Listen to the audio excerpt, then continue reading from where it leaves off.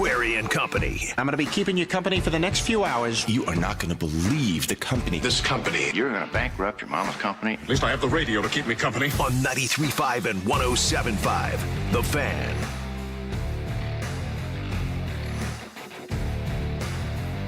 It is a Tuesday that feels like a Monday, but it was a Monday that was awesome because it was President's Day, which I love. I have no idea how or why it came to be, and I'm not going to bore everybody with it today, but I have a fascination with presidents in general. The trivia of presidents, the studying of presidents, the biography of presidents, the birthplace of presidents, the resting place of presidents. Like I'm all about it. Always have been. If people saw the video at Query_Company, Jake, they would know your favorite president is James Polk. That is correct. James K. Polk. Set out, he basically said, look, I'm going to be president for one term, and I'm going to do the following in one term. And he had his goals, and he met all three of them and then rode off into the sunset. And is now, his resting place is amongst the state capitol in Tennessee and Nashville, Tennessee, in the Capitol building. He had his flaws. All presidents do.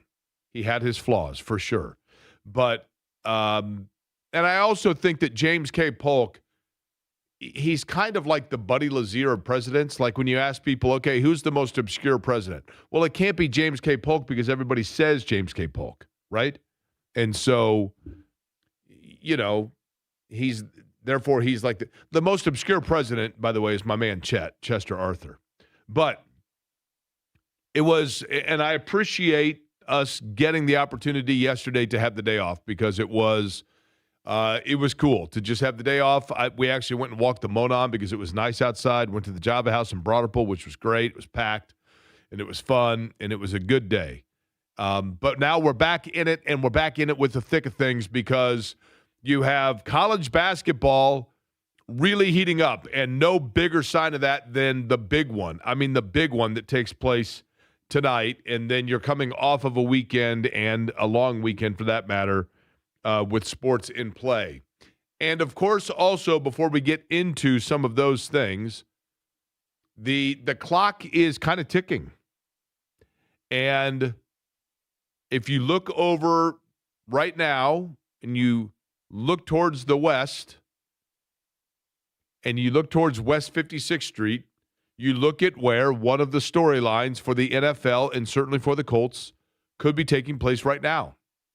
And that is, Eddie, let me ask you a question. My name is Jake Query, by the way. Eddie Garrison, the other voice you just heard. It is Query and Company here on 93.5 and 107.5 The Fan. Eddie, I would like for you to envision, please, and close your eyes for me. Okay.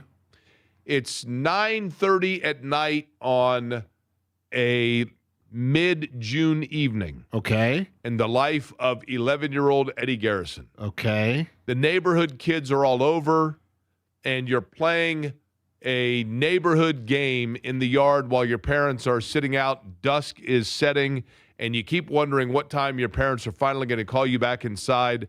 But it's awesome because you're continuing to play late into the night. Okay. What game are the neighborhood kids playing when you are envisioning this in your mind? We were playing pickup basketball. We're playing 21. Okay, that's a very common one. 21 would be a big one, so too. Or jackpot. Although that's not a basketball game, but yeah. What's jackpot? I can't even remember. It was like some fictional game, kind of. Okay. Like you had somebody who was in charge of being the quote-unquote baker, and they would throw up a ball, whether it's a football or a baseball or something, and whoever caught it got whatever it was worth. Okay. What about, did you ever play Capture the Flag? Yes. And one of the most common. Kickball also another. Kickball was a big one. Because I lived on a court growing up, so we could make a nice little kickball. Easy kickball field. Yeah. Okay. One of the games, and maybe 11 is a little too late, but obviously at a younger age, when you're on the playground notably, you might get involved in a game of tag. And in fact, that is the game that is being played right now over on West 56th Street. The game of tag, right? And the franchise tag begins today. The Colts beginning today, and I don't know what time. Do you know what time of day? I just know that the franchise tag window begins now. It's open. It's open now, right? Yes, it's open. And that runs, so the ability to franchise tag a player ends on March the 4th. You have until 4 o'clock in the afternoon on March 4th to label a player a franchise tag. Now, what does that mean exactly? Let me explain. The franchise tag is, of course, what a team has the ability to do to one player per year. If you place that player in a franchise tag, then they have to be paid the equivalent of the average of, I believe it's the top 5 at said position. But that allows you to continue to negotiate for a new contract with the player without concern of interference from another team and another team coming in and whisking that player away. Well, it depends on which tag you use, Jake. Well, there's the exclusive tag, correct. The transition, yeah. Transition tag. And non-exclusive, yeah. But for the most part, because the Colts are a team that has not used it a lot, right? If they're using it, Michael Pittman Jr. was the last that they used the franchise tag on. The last player, I believe, to play the season and go into the season under the franchise tag was Pat McAfee. But what we know is this. If they are to franchise tag Daniel Jones, if you are the Colts and you're looking at it and you're saying, okay, we know Daniel Jones is a free agent. We know he plays a position that is of the utmost importance to us. And we know that there potentially are other teams that could come knocking on the door for Daniel Jones. Maybe not as many as originally thought because of the Achilles injury. But Minnesota, for example, I have always felt is a possibility because they are familiar with Daniel Jones. And perhaps Minnesota looks at Sam Darnold and says, you know what, maybe we should have kept one of our 2 journeyman veterans because J.J. McCarthy's not ready to go just yet. I'm using Minnesota almost generically as example. But having said that, the Colts may look at it and say, you know what, we're going to bite the bullet and go ahead and franchise tag Daniel Jones until we can get settled on a deal. That would cost right now, to franchise tag a quarterback this year, would cost $47.242 million. So you would be guaranteeing to pay Daniel Jones $47 million, probably double what he would get on the open market. He's roughly, I think realistically, he was probably seen as a 3-year, $75 million guy before the injury. I think now he's probably somewhere in the neighborhood of 18 to 22, maybe 25. Can you look and see what Sam Darnold signed with Seattle for? 3 for 100 was Baker Mayfield not too long ago. What did Sam Darnold sign in Seattle? That would be 3 years, $100.5 million. So he got 33. $32 million signing bonus, $55 million guaranteed, and AAV of 33.5. That seemed, I would think, I mean, that if that's the going rate, that's the going rate. That seems high to me. But either way, wide receiver position, the other position, and I think the more likely that the Colts, if they elect to use the tag, would use, and that is for Alec Pierce. Alec Pierce, of course, is speaking of transitional, Alec Pierce is in a situation where you are transitioning really from Michael Pittman Jr. being your primary receiver into Alec Pierce. And what I mean by that, I think, is what, Alec Pierce, give him credit. He was a little slow out of the gate, but that's common at the wide receiver position. And the thing that he has done since is he has shown to be the most versatile receiver for the Colts. He can be a deep ball guy. He can be a stretch the defense guy. He can be an over-the-middle guy and kind of a possession guy. He can play a number of different areas, and it would seem as though he wants to return to Indianapolis. We don't know that. But then again, if somebody comes along and says, you know what, Alec Pierce, here's a 5-year deal for $190 million. I'm just throwing random numbers out there. If that's a number the Colts say, yeesh, then maybe they could tag him, right? And make sure that they are securing him until they can figure out a deal that they would like to do. Now, There are three kinds of franchise tags. There is the non-exclusive tag. This means a player can negotiate with other teams, but the team can match it. So if the Colts say to Alec Pierce, we're going to give you the non-exclusive tag, that means you can talk to other people. But before you go with them to the prom, I have the right of refusal. I can go and say, no, you're staying with me. That's the non-exclusive tag. The exclusive franchise tag, the player cannot negotiate with other teams. The salary is the average of the top 5 salaries at that position over the last year, or 120% of the player's previous salary, whichever is greater. So in that case, realistically, I would think that the $28 million that they could exclusive tag Alec Pierce, for example. Then there's the transition tag, which is a 1-year tender of the top 10 salaries that allows the team to match offers but provides no compensation if the player leaves. They don't get a compensatory pick or anything else. So that's where things stand right now on the franchise tag, and we'll keep an eye on it over the course of the next week or so to see what happens. Now, the other thing that comes into play here, and not necessarily relatable to the tag, but we are getting ready to get into and towards the NFL Combine. My favorite time of year, the NFL Combine. Bunch of guys walking around. Coach. What's that? Hey, Coach. How you doing, Coach? That's exactly it. It is winter chapter for NFL types. The NFL Combine, where every prospect known to man comes into Indianapolis and walks around in a sweatsuit with 3-digit numbers on the back, and then a bunch of guys that are retired go and smoke cigars with Eddie White. Welcome to the NFL Combine. And you got to post lots of photos. But it is of interest this year because the number 1 pick presumptively is going to be Fernando Mendoza out of Indiana. The curveball being that the Colts do not have a first-round pick. And if they did, is there a player at major need for them that they are now kicking themselves because realistically you look at it this way. You could bemoan the Colts for having dealt their first-round pick for the next 2 years.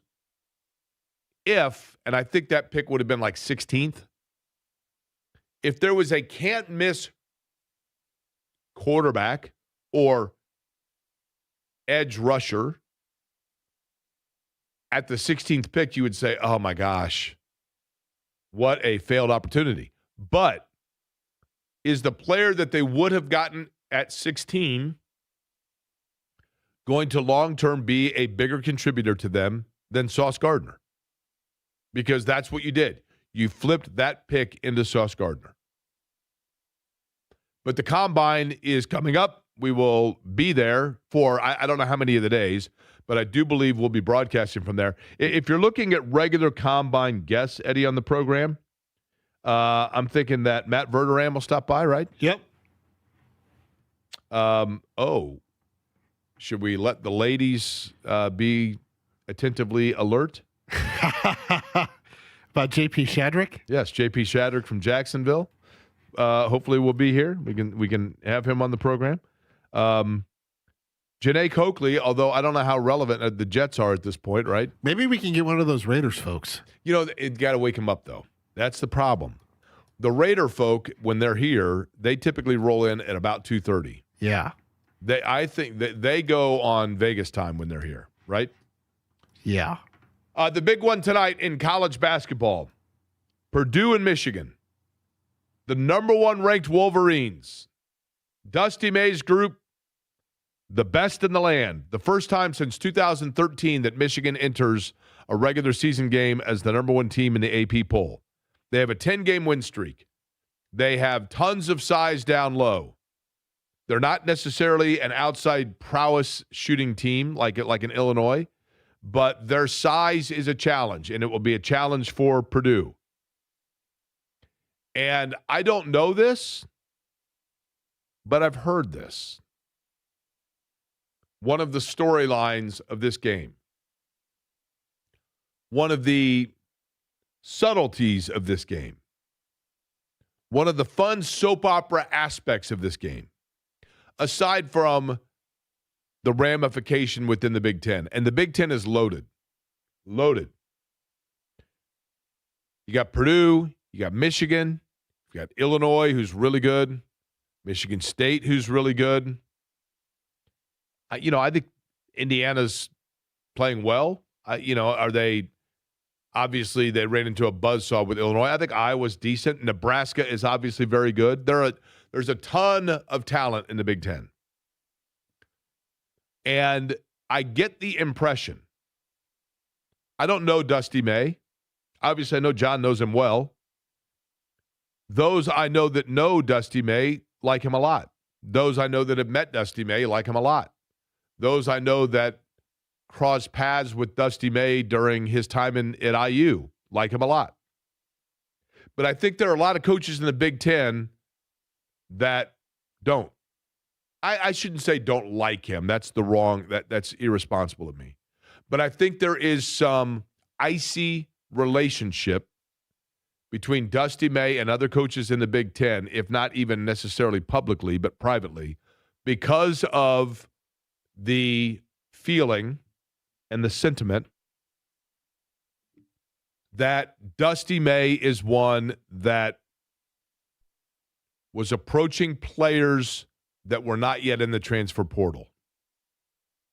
And maybe Dusty May himself was not the one doing it, but representatives on behalf of Michigan were contacting players. Hey, would you be interested in going into the portal and coming on board with what we're starting? And I think Braden Smith is one of those whose name has been linked with that. And that does create, not in Braden Smith's eyes, but I think that there is just a cooling, if you will, between Matt Painter and Dusty May. And that's one of that's inconsequential towards the X's and O's of the game tonight, but it makes for additional storyline and drama in what's going to be a big-time matchup. And I love it. I'm here for it. It's been a while since we have had routinely, like week in and week out, these big rivalry. I mean, the Big Ten, Eddie, let's be real, man. Every time you turn around, there's a different top 10 matchup, right? They just keep getting bigger and bigger and bigger. It just appears that this might be the Big Ten year finally. And for Purdue, the big thing here is I think they were going into the season, you thought for sure Purdue was the Big Ten favorite, and now they got to play their way kind of to stay in that contention, right? But it's a big one tonight. Yeah, it is certainly a big one, Jake, and not even just for Purdue, but look at this week for Michigan. They've got Purdue tonight. Later this week, they have Duke. And that's a 1 versus 3 matchup. I know it's a conference game. Is there any, potential hey, I know they're college kids, Jake, could they be overlooking Purdue tonight, be looking toward that Duke matchup? That's a good later question. In the week? I mean, that's big. Michigan Duke? Yes. Party like it's 92, baby. You had Houston going down to Iowa State last night. That was a heck of a game. I don't know if you watched that or not. I'll tell you what. Is Iowa State the best team in the country right now? I don't know. But, I mean, March is going to be so much fun, Jake, I know. with the tournament, just because it seems like there are 4 really good teams, and there's 2 or 3 that are really good, but not elite. Okay, let me tell you who not to sleep on. Oh, I think we're going to have the same team, unfortunately. There is a team out there that I think got dismissed early. And if you look at their overall body of work, they don't jump out at you. And I'm not talking about Iowa State, who has been, Iowa State went into Mackey and pounded Purdue. And Iowa State knocking off Arizona. I mean, Iowa State's for real, right? We know that. We know that Connecticut's good. We know that Houston's going to guard the heck out of you. But the team that I'm thinking of that I'm don't sleep on them. Don't write them off. And you say you think we're thinking of the same team. Let me ask you this, Eddie, a couple of hit questions. Okay. Are they in the Big Ten? No. Are they within a 10-hour drive of here? No. Okay, so we're not thinking of the same team. Texas Tech, who you're thinking of. Yep. I'd agree on Texas Tech. Their 6 losses are all the teams within the top 25, and they have got some pretty big wins. They just went in Arizona, won there. Can't sleep on Grant McCasland. He's a great coach. The team I was going to say is Kansas. I would not sleep on Kansas. I think they're starting to put it together. I think they've figured out how I think they're really good. I mean, it's going to just come down to, hey, can Darren Peterson stay on the court? Or can they get him on the court, right? Yeah. Okay, Eddie, since and by the way, we are going to talk about Purdue and Michigan. We're going to go up to Lafayette and do that with somebody that will be on the radio call tonight for that game. That conversation just over 5 minutes from now. Since we talked last, we have had Valentine's Day. Did you have an exciting Valentine's Day? Went out to dinner, had a nice time. That was about it. Was this a fancy dinner? It was a nice dinner. I wouldn't say it was fancy. Was there wine included? No wine. Neither one of us are wine drinkers. I told you this on Friday. I'm allergic to wine, so I'm with you there. Was this of a cultural cuisine? No. Chili's? Did you go to the Chili's? No. That Alec did, though. Oh, yeah. How did things go for Alec? Alec, Eddie's only friend Alec, took my advice when I said that Valentine's Day, Saturday night, was the night to go as a single guy and go hit the bars because everybody that's there, is single. So fish in a barrel night. Have we gotten a word from Alec on how things went? Well, see, he started dropping the QR, and it just immediately turned people away. Oh, listen, and here's why, and I get it. A lot of people on Valentine's Day, you're going out if you're single. There's nothing against people with kids. Don't get me wrong. There's nothing against kids. Kids are wonderful. But I think a lot of people are like, I'm looking for somebody that's not been through this before. And if you're dropping the QR, then that's a real indication that you probably have kids, because kids love that phrase. It's huge with the kids. So if you're dropping the QR, that probably a tactical error there, because they assume that means that you're already a dad and you've got your dad jokes and you've used those already. So that probably didn't go well. But other than that, was that the only thing that held him back, you think? I'm not sure. But I do think the QR played a big part in it, if not the entire part. The QR thing is great. Hey, Jake. Here's the most important deadline. Eddie, do you happen to have the breaking news sounder, please?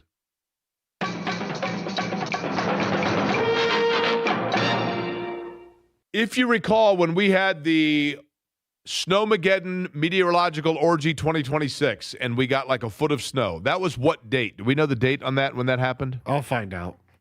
When that happened, we did the wager on this program. It was more of a prediction than a wager. That we didn't really have any wagering aspect to it. But I threw out the date. I said, what will the date be when I pull into the parking lot and there is not a single remnant of the snow mountain that happens when you plow the lot? When you plow the lot, you get the big, huge snow mountains. And I was January 26th? January 26th, okay. I threw out the date off the top of my head of February 17th. Somewhere around that. I think it was the 24th. And when I threw out the 17th of February, Eddie went with the under. That was more of like a proclamation to try to speak good fortune in to get some good weather, to get rid of it. Yeah, it wasn't really else. a wager between the two of us. It was more of a mutual picking of the brain. Right. Here's the question. Where do we stand right now? Because it is the 17th of February. When you arrived at work, Eddie, did you see remnant at all? We are our own Groundhog Day here. Did you see any remnant of the snow? Yes. There is still snow on the ground. Would you say that it's like an accumulative mountain of it, or just like that remaining, like, annoying little sheet? Just probably like 3 to 4 inches, if I had to Okay. guess. Not a ton. And it's only in the corners where the big boulders were.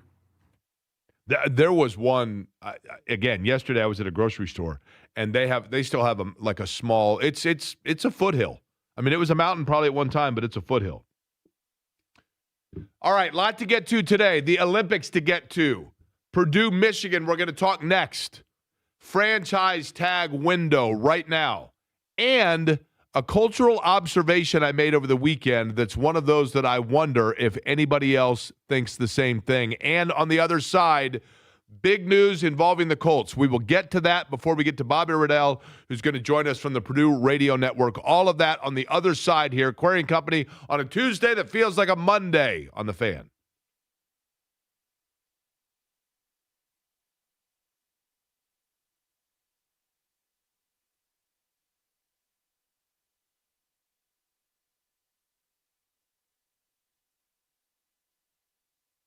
Hey there, Jake Query for Chicago's Pizza. Still plenty of time. You got an hour, as a matter of fact, to go in and enjoy the fantastic, always good and reliable buffet, the lunch buffet at Chicago's Pizza. I'm talking about traditional pizza, deep dish pizza, salad bar with all of the fixings, all of the dressings you'd want, the fresh-made breadsticks, hand-rolled breadsticks right there. A story in every slice at Chicago's Pizza and their 18 Central Indiana locations. And don't forget, always a great option for dinner, the family meal deal.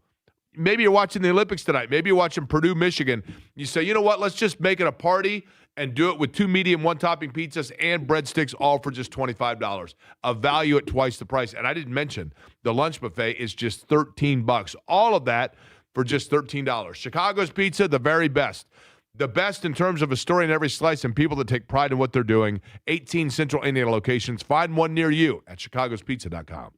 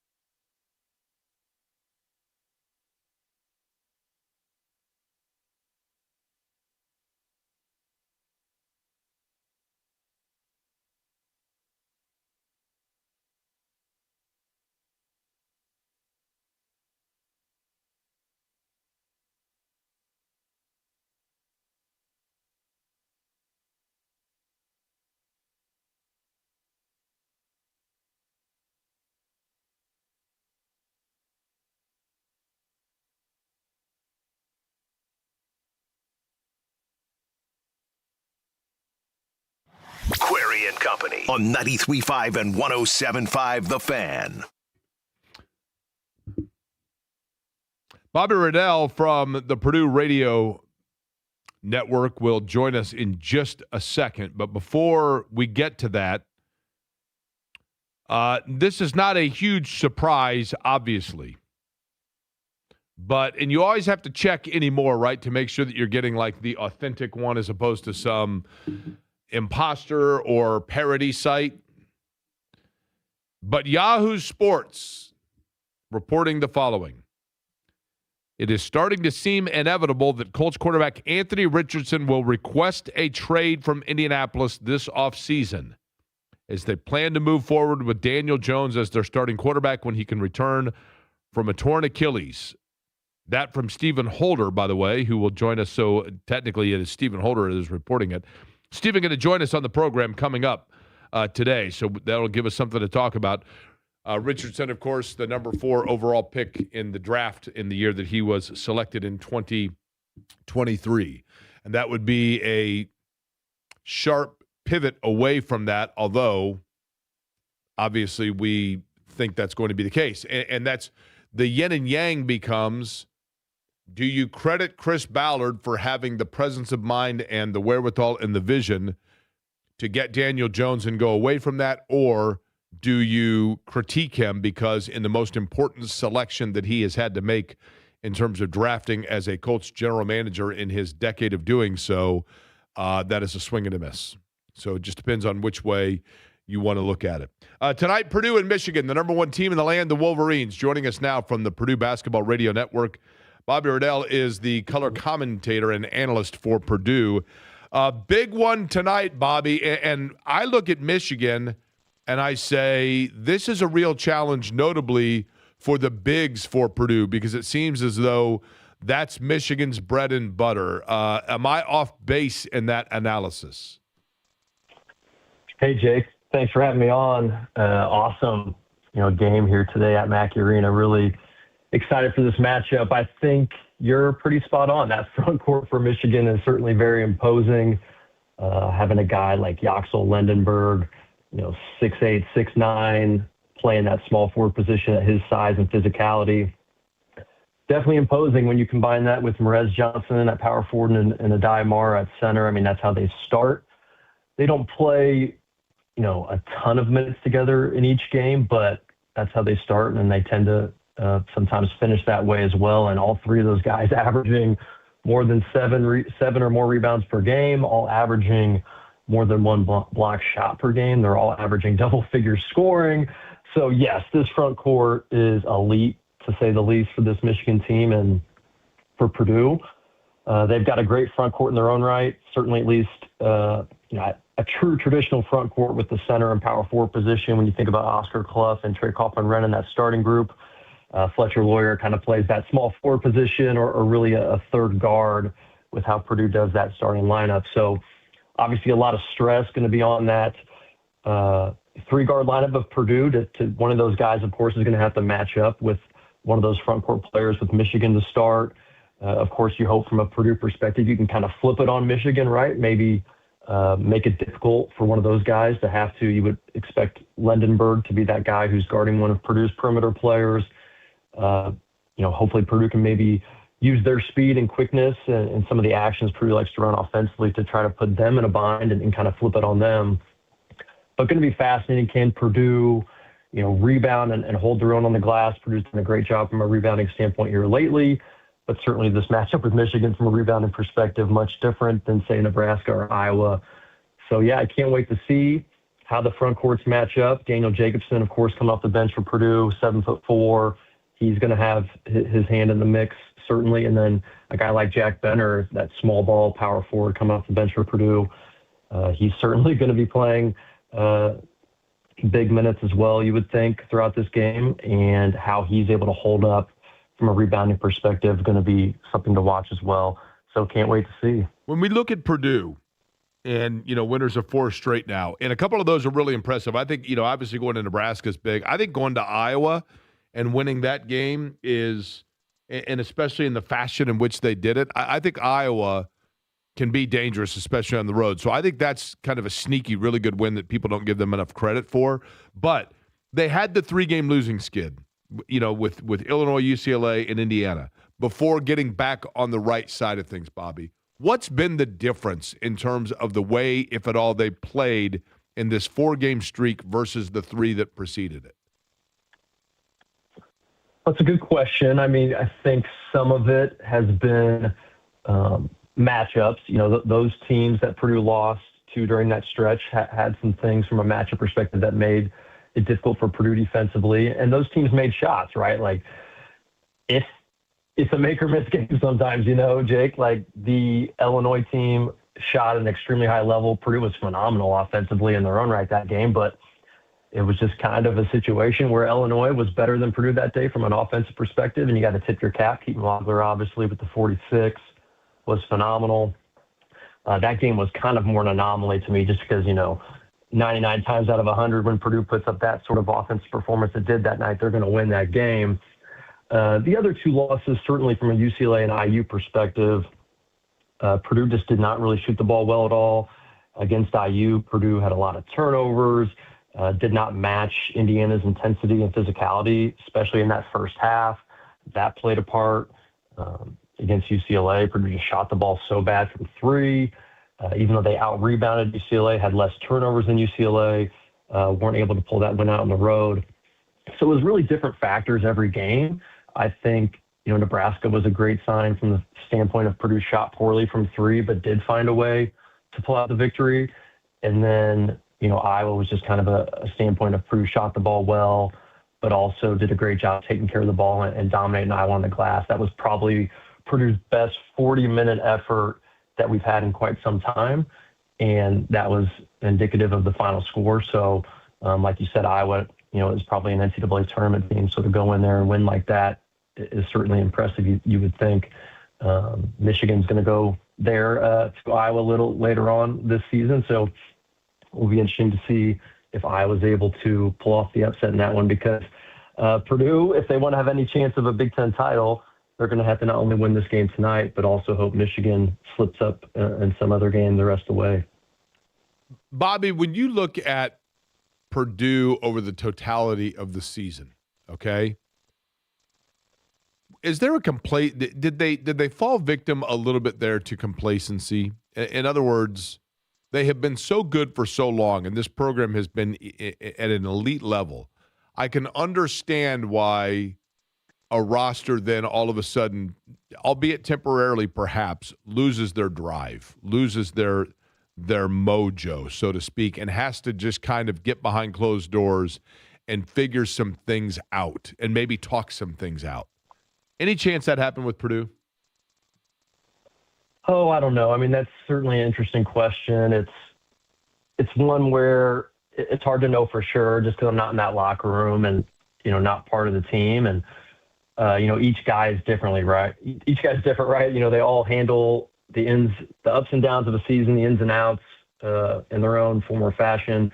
I do think there could be some validity to the fact that, you know, these guys have, you know, the 3 seniors in particular for Purdue that have been there a long time, Braden Smith, Trey Kaufman, and Fletcher Lawyer. I mean, the team's going to go as they go, right? I mean, they're the guys that are the highest usage offensively. They're the team leaders. They play the most minutes, so on and so forth. You know, those guys have played a lot of college basketball games. They've played a lot of big games.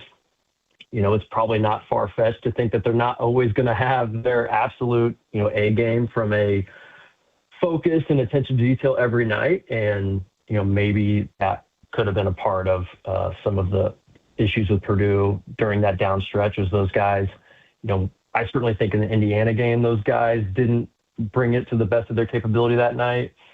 And that's what can happen in this league, right? Especially against an arch rival on the road. If you're not hooked up, ready to go, then, you know, you could end up taking a loss. And I think a lot of the rest of the team is going to take their lead from what those guys do, right? They're going to look to those guys to lead, and they're going to follow in their footsteps more often than not. And so, yeah, certainly a lot of the pressure and a lot of the responsibility falls on their shoulders. And, you know, that certainly could be part of what maybe led to some of those struggles, but it's hard to know, right? Sometimes guys just have an off game, or maybe they, you know, had a tough test or something that day and had other things on their mind. You just never know what these college players are going through day in, day out. That's the voice of Bobby Riddell. You will hear him on the broadcast tonight between Purdue and Michigan. Bobby is on the Java House Cold Brew guest line. Of course, just a reminder, download the Java House app. You can order your beverages or food at any of their cafes ahead of time. Use the code JAKE25 for 25% off your beverage on the app itself. Bobby, when you look at Trey Kaufman-Renn, who I think the world of Trey Kaufman-Renn is a player, and I don't know him as a young man, but seemingly, is a team-first guy. And I say that because he is one player that probably a lot of places would be the straw mixing the drink. But seemingly, he has always been willing and able to do whatever role it is that Matt Painter and Purdue need. But with Oscar Clough there, it seemed as though that threw him off kilter just a little bit, and he had to kind of readjust or reacclimate what exactly his role is or re-understand his role this year. And that has led to some dip and then crest again and inconsistency. Is that a fair assessment of Trey Kaufman-Renn? Yeah, I think that's totally fair. I think it's been a huge adjustment for him this year. Probably, the guy on this team that's had to go through the biggest adjustment of anybody compared to how things went last season. Last year, he was in a position that allowed for substantial usage on the offensive end. He was in a position where he was put in a lot of positive positions to score the basketball, considering how Purdue played offensively with the other players around him. And like you said, all of a sudden you throw in Oscar Clough and Daniel Jacobson into the fold, and those guys are playing the center position alongside Trey the majority of the game in and game out, and neither one of those guys are elite three-point shooters or even three-point shooters in general. Daniel Jacobson's been able to step out and make a couple this year, but Oscar Clough yet to even make a three-point field goal. So, yes, those guys aren't going to provide the same floor spacing for a guy like Trey Kaufman-Renn that he got at a lot of times last year. And so there's just going to be less space, less room to maneuver, less opportunity for him to kind of show off his offensive package. And, yes, that's led to a substantial decrease in scoring for him this year. But he's also been able to flourish more on the rebounding perspective, playing that power forward position where he's not having to bang with other centers on opposing teams, where more often than not, he wasn't put in a great rebounding position because he was more often than not just kind of fighting for his life, trying to hold that maybe bigger guy off the glass and allowing their teammates to kind of swoop in there and grab rebounds while he's just trying to do everything he can to keep that other bigger guy from getting in good rebounding position. So I think he's done a good job for the most part transitioning to that new role where maybe he's more of a facilitator.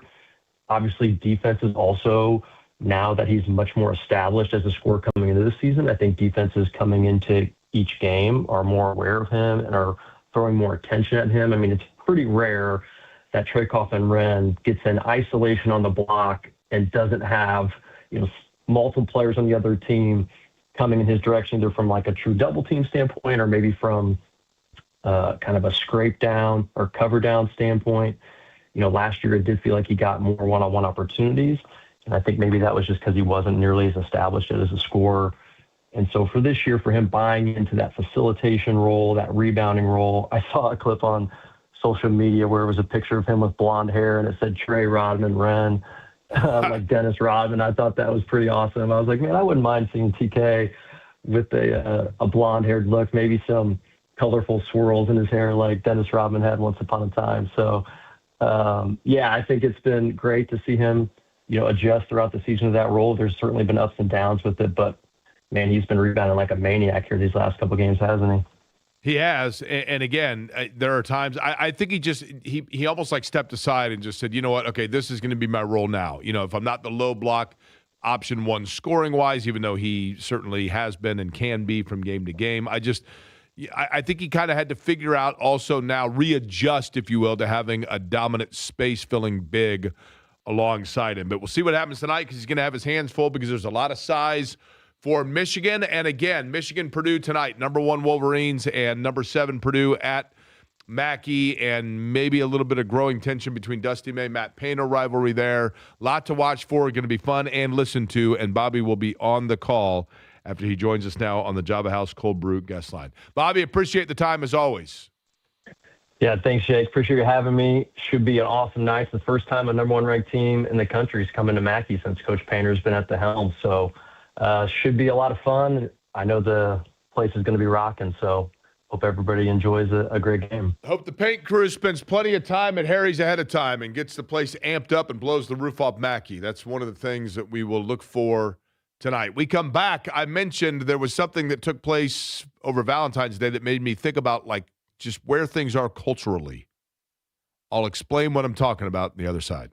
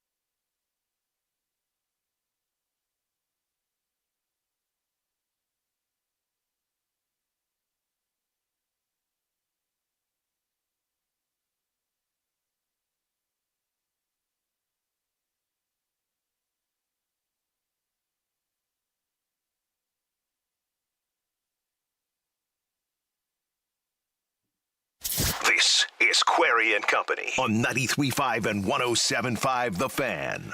I had two epiphanal brain droppings over the course of the extra day off. One of which I'll get to later, but the other one, this. And I have mentioned this thought process before, but I think it was more accentuated and cemented to me with the following incident or event that took place for me over the long weekend. Valentine's Day was Saturday, correct? Yes. So Saturday, we went to, and by the way, it was very cool, the Dorman Street Pub, which is over off of 9th Street. Very cool, older bar, still has bullet holes in the wall from John Dillinger's shootout, allegedly. But a super cool place, and I'm embarrassed to say I had never been there before. And we went in on Saturday night. It was a cool place and enjoyed being there. But didn't do anything overly, extravagant for Valentine's Day, except for on Sunday, Shannon saw, and this was a cool thing, I thought. She's like, hey, this would be fun. Let's go to the movies because, and I believe it or not, and this is kind of stunning. I'd never seen this movie. But for the 40th anniversary of the release of Pretty in Pink, which came out 40 years ago this week, they were showing it at the movie theater. One of the AMC theaters was showing Pretty in Pink in the theater just as if it was a first-run deal. And Shannon said, let's go to the movies and go see Pretty in Pink. I had never seen it. I've seen, obviously, all the other Rat Pack movies, never seen that one. That Ducky fella is rather annoying. And I think you can probably tell where someone was in high school based on their tolerance level of Ducky. But I digress. It is hard to believe that movie is 40 years old. And time does fly, and Father Time is undefeated. But this is what, and I have made mention of this before, but now it was further cemented in my mind to the point that by which I've always been fascinated. Eddie, I'm going to assume that you have never seen Pretty in Pink, correct? That's a good assumption. Okay. Have you seen The Breakfast Club? Nope. 16 Candles? Nope. Okay, you're not helping me here. Ferris Bueller's Day Off? Nope. You honestly have never seen any of those movies? No, I have not. Are you familiar with them? Familiar, yes. Have I seen them? No. Vacation? What? Vacation with Chevy Chase? No. Okay. Well, I'm going to take you out of the equation of what I'm about to say here because that just busted my whole theory. Let me ask you this. Are you familiar with any of these songs? Okay. Are you familiar with, let me just give you a couple of songs and you tell me if you've ever heard them before, okay? Or artists. Say You, Say Me by Lionel Richie. No. Say you, say me, say it for always. Okay, Walk Like an Egyptian. Maybe. Walk Like an Egyptian. No. Okay. How Will I Know by Whitney Houston. Yes. Let me think of another one here. Alive and Kickin' by Simple Minds. No. Alive and Kickin'. No. Have you left the house before? Yes. So we're going to take Eddie out of the equation. Maybe actually you're making my point to the contrary. Maybe you're proving me wrong here. But as I was sitting there and I was thinking about, okay, so if that movie was out, if Pretty in Pink was out 40 years ago, are you familiar with Molly Ringwald? Yes. Are you familiar with Michael J. Fox? Yes. Have you seen Back to the Future? Yes. Okay. Have you seen any of the Rocky movies? No. Okay. As I was sitting there and I'm watching it and I'm looking around and I'm like, I feel like, aside from Eddie, and maybe Eddie is proving me wrong here, I feel like most young people are somewhat aware of the things and are still in touch with and are still reminded of or within grasp of things that were culturally relevant in 1986. Are you familiar with Prince? Yes. Madonna? Yes. Genesis? Yes. Phil Collins? Van Halen? Okay. No, I mean Phil Collins. All of those things were big in 1986. I was named after Eddie Van Halen. No, I know. Okay. Just reminding you. Okay, athletically speaking, sports-wise, you familiar with Dominique Wilkins? Yep. Michael Jordan? Yep. Dan Marino? Yep. John Elway, Yep. Darryl Strawberry, Yes. Dwight Gooden. Yes. Those are all things that were at their peak in 1986. And yet, they seem to be still, I'm not going to say modern, but it doesn't feel like ancient history. In 1986, when I was a kid, I don't ever recall hearing routinely about movies from 1946. And I realize you're coming right off of the war, and that's a factor here. But, Perry Como and Bing Crosby and a young Frank Sinatra would have been musical stars of 1946. But I don't recall hearing a lot of that walking into a grocery store when I was in middle school. I don't recall seeing on television movies from the 40s, the late 40s and early 50s on television when I was a kid. Yet you flip through the channels today and routinely you stumble upon Back to the Future or any of those. It's amazing to me how we reached a point where almost like there was this pendulum swing, pop culturally speaking, of stuff that was created that then has a much longer shelf life. And it's interesting because now we're a la carte in our viewing habits, and maybe that will wean things away from it. But I just don't remember. When I was a kid, I don't remember seeing Slingin' Sammy Baugh like being featured at games or people talking about, Dizzy Dean in baseball games. Yet you routinely now hear about, still to this day, Pete Rose and Darryl Strawberry and Nolan Ryan and players of that era. And for most people, no offense, Eddie, those movies, I think, you still see them referenced. You hear about them. So even if you haven't seen those movies, you're aware of them, correct? Yeah. Like Ferris Bueller's Day Off, you're aware of. Yes. Like, I don't remember, when I was in 1986, I didn't hear people talking about, getting ready to go watch a Spencer Tracy flick. Did you say Stephen or Scott at one? Stephen Holder, interesting story about Anthony Richardson. We'll get the lowdown next.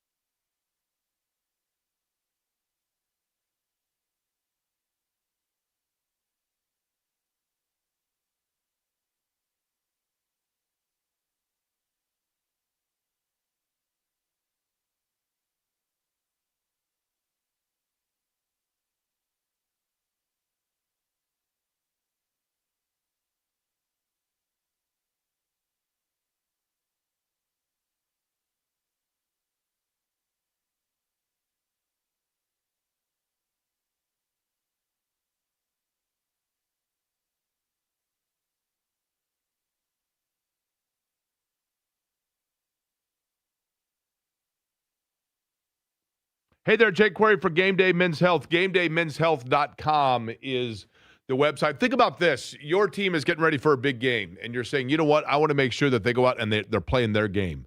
And that's exactly the game plan that you should have when it comes towards your health. And that's what Game Day Men's Health specializes in, making sure they're coming up with a game plan for you specifically. And their indie clinics, they have one in Avon, Carmel, Fishers, and Greenwood.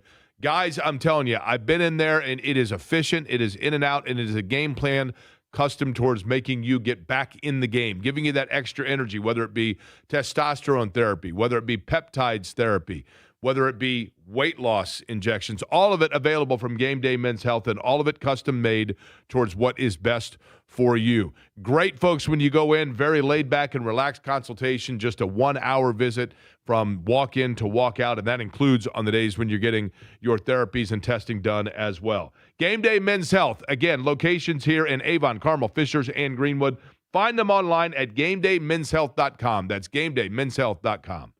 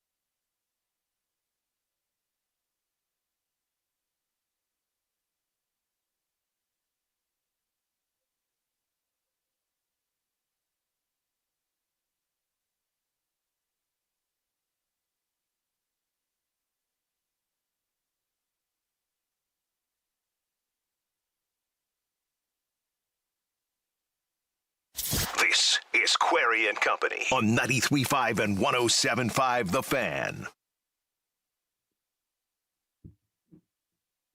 Okay, so I'm going to ask Stephen Holder. Do we have Stephen, Eddie? Stephen Holder going to join us just a couple minutes from now. Is that right? Okay. Stephen Holder, ESPN.com, has the story about Anthony Richardson and the expectation that he will request a trade from the Colts. This from Alec, Eddie's only friend. I need a new friend if Eddie hasn't seen Breakfast Club, Ferris Bueller, or Vacation. Now, this is interesting here. Jake, I'm about 10 years older than you. I'm in my early 60s. I do remember when I was a kid seeing movies that were 40 years old, etc. You might be right that our culture has undergone a transition. Maybe it happened between my childhood and yours. Perhaps. You know, I remember, and it may be actually that sitcoms that were produced in the late 60s and early 70s, then those production houses were still running, and so therefore it went into syndication, and that's what began the spinning treadmill, if you will, of cultural stuff. Because when I was a kid watching Green Acres or The Brady Bunch, I just assumed those were new and didn't realize that what I was watching was 10 years old. Stephen Holder joins us now on the Java House Cold Brew guest line from ESPN.com. Stephen, I was just talking about this, and I want your thought on this. You're just a little bit younger than I. Have you seen, I'm going to name a few movies, Stephen. I want you to tell me if you've seen them, okay? All right. Ferris Bueller's Day Off. Many years ago, yes. Okay. The Breakfast Club. You know, I don't think I have. I don't know what that says about me, but I don't think I did see that movie. 16 Candles. I think I did, yes. Okay. Platoon. Yes. Great. Vacation. The Chevy Chase Vacation. Yeah, for sure. Yeah. Okay. The reason I say it. Okay, I don't know where this is going, but I'm listening. Go ahead. So we went on Sunday night, Pretty in Pink, which is, one of those Molly Ringwald, John Hughes, Brat Pack movies from 1986. It was the 40th anniversary of the release of Pretty in Pink, so they were showing it in the theater, and so Shannon and I go to the movie. I had never seen it, believe it or not, but I was always aware of it. Late in the movie, I look over, and Shannon is openly weeping, like bawling her eyes out. And I said to her, I'm sorry, I didn't realize you also have never seen this before. She looks right at me and says, I've seen it 100 times. Okay. But the point being, so this is, I need you to be the judge and jury here, Stephen, okay, because I failed miserably in using Eddie as the example. I feel like if you think about things from 1986 and the stars of 86, Dan Marino, John Elway, Darryl Strawberry, Dwight Gooden, Dominique Wilkins, Larry Bird, Michael Jordan, Prince, Madonna, the John Hughes movie, Vacation, Platoon is 87, but, Breakfast Club, all those things. I feel like they still have cultural standing in 2026, whereas in 1986, I didn't feel like it was as impactful, the culture of 1946. And I know that we're coming off the war, if that makes but does that make sense what I'm saying? Yeah, you're saying they have had more staying power than things than their predecessors 4 years before that. Correct. Yeah, and of course, like our perspective is going to be influenced by when we came along. Obviously, that's right? What I mean. So maybe I'm wrong. Maybe a younger person that's 15 is like, "What is this guy talking about? I've never heard of any of those things." Yeah, right. So, I don't know what the hell was popular in 1946, thankfully. I couldn't tell you. But, Fred Astaire, I don't know. Maybe somebody would be like, are you kidding? Fred Astaire was way bigger than Michael Jackson. I don't know. Harry Como, Eddie Howard, the Ink Spots, Frankie Carlo, Dinah Shore, Betty Hutton, Vaughn Monroe, Freddie Martin, and there's one Frank Sinatra song. Hey, if you say so. Okay. Right. Right. Yeah. I don't know. It's interesting. I think, you know why? Because what you recall from your youth, it shapes kind of your life, right? I mean, those are your formative years. That's a big part of it, I think. It's the same argument I get into with my kids, because they're like, oh, well, I mean, there's nothing bigger than Drake ever. There's never been anything bigger than Drake. Right. And I'm like, listen, shut up or get out of my house. Okay? Yeah, that's right. Okay? Like, I lived through Michael Jackson, so you can just have a seat, okay? Like, you were not allowed to speak the rest of the night. But, I mean, that's about perspective, right? They weren't there for the women right. passing out in the first row of the concert, right? So I don't know if any of this makes any sense, and I don't know if it answers your question, but that's the interesting part of that conversation for me. But I don't disagree though. I think those are definitely like those movies and those cultural things. They shaped our lives because that's when we came along. Well, I also feel like, me, and I do want to get to Anthony Richardson, but I'll simply say this. I do feel like when I was watching Pretty in Pink, I guess maybe this is what made me think of it. Even in the movie Pretty in Pink, I mean, they had some fashion that was very quintessential 80s. I mean, the Miami Vice type look. Mm-hmm. But for the most part, the music and the fashion in the movie doesn't look entirely different than what you would see walking the streets today. Whereas I feel like in 1946, the way everyone dressed was different than the way they dressed in 1986. We don't wear top hats that often anymore. Right. You know what I mean? True. And the big cars and everything else, it was a very definitive era. But anyway, Stephen, I saw a report earlier today. Yahoo had it, and they cited you saying that, and you tell me if this is coming from new evidence or just the gut instinct of Stephen Holder, that Anthony Richardson is expected to request a trade. Tell me the latest of what you know. Yeah, so we'll have a fuller story on this. Well, this is a long story, but there's another story I had. I think we talked about this last week on the air. We screwed up. That was supposed to run last week. It didn't. It'll run this week. Anyhow, wasn't my fault, but anyhow. On Anthony Richardson, that longer piece. So this is coming from a piece that ran, I think, today. That we are just addressing like how this whole idea of let's run it back with the Colts is not entirely true. And what I mean by that is like the roster will potentially look very different in 2026, be it the offensive line, defensive line, the rest of the defense generally.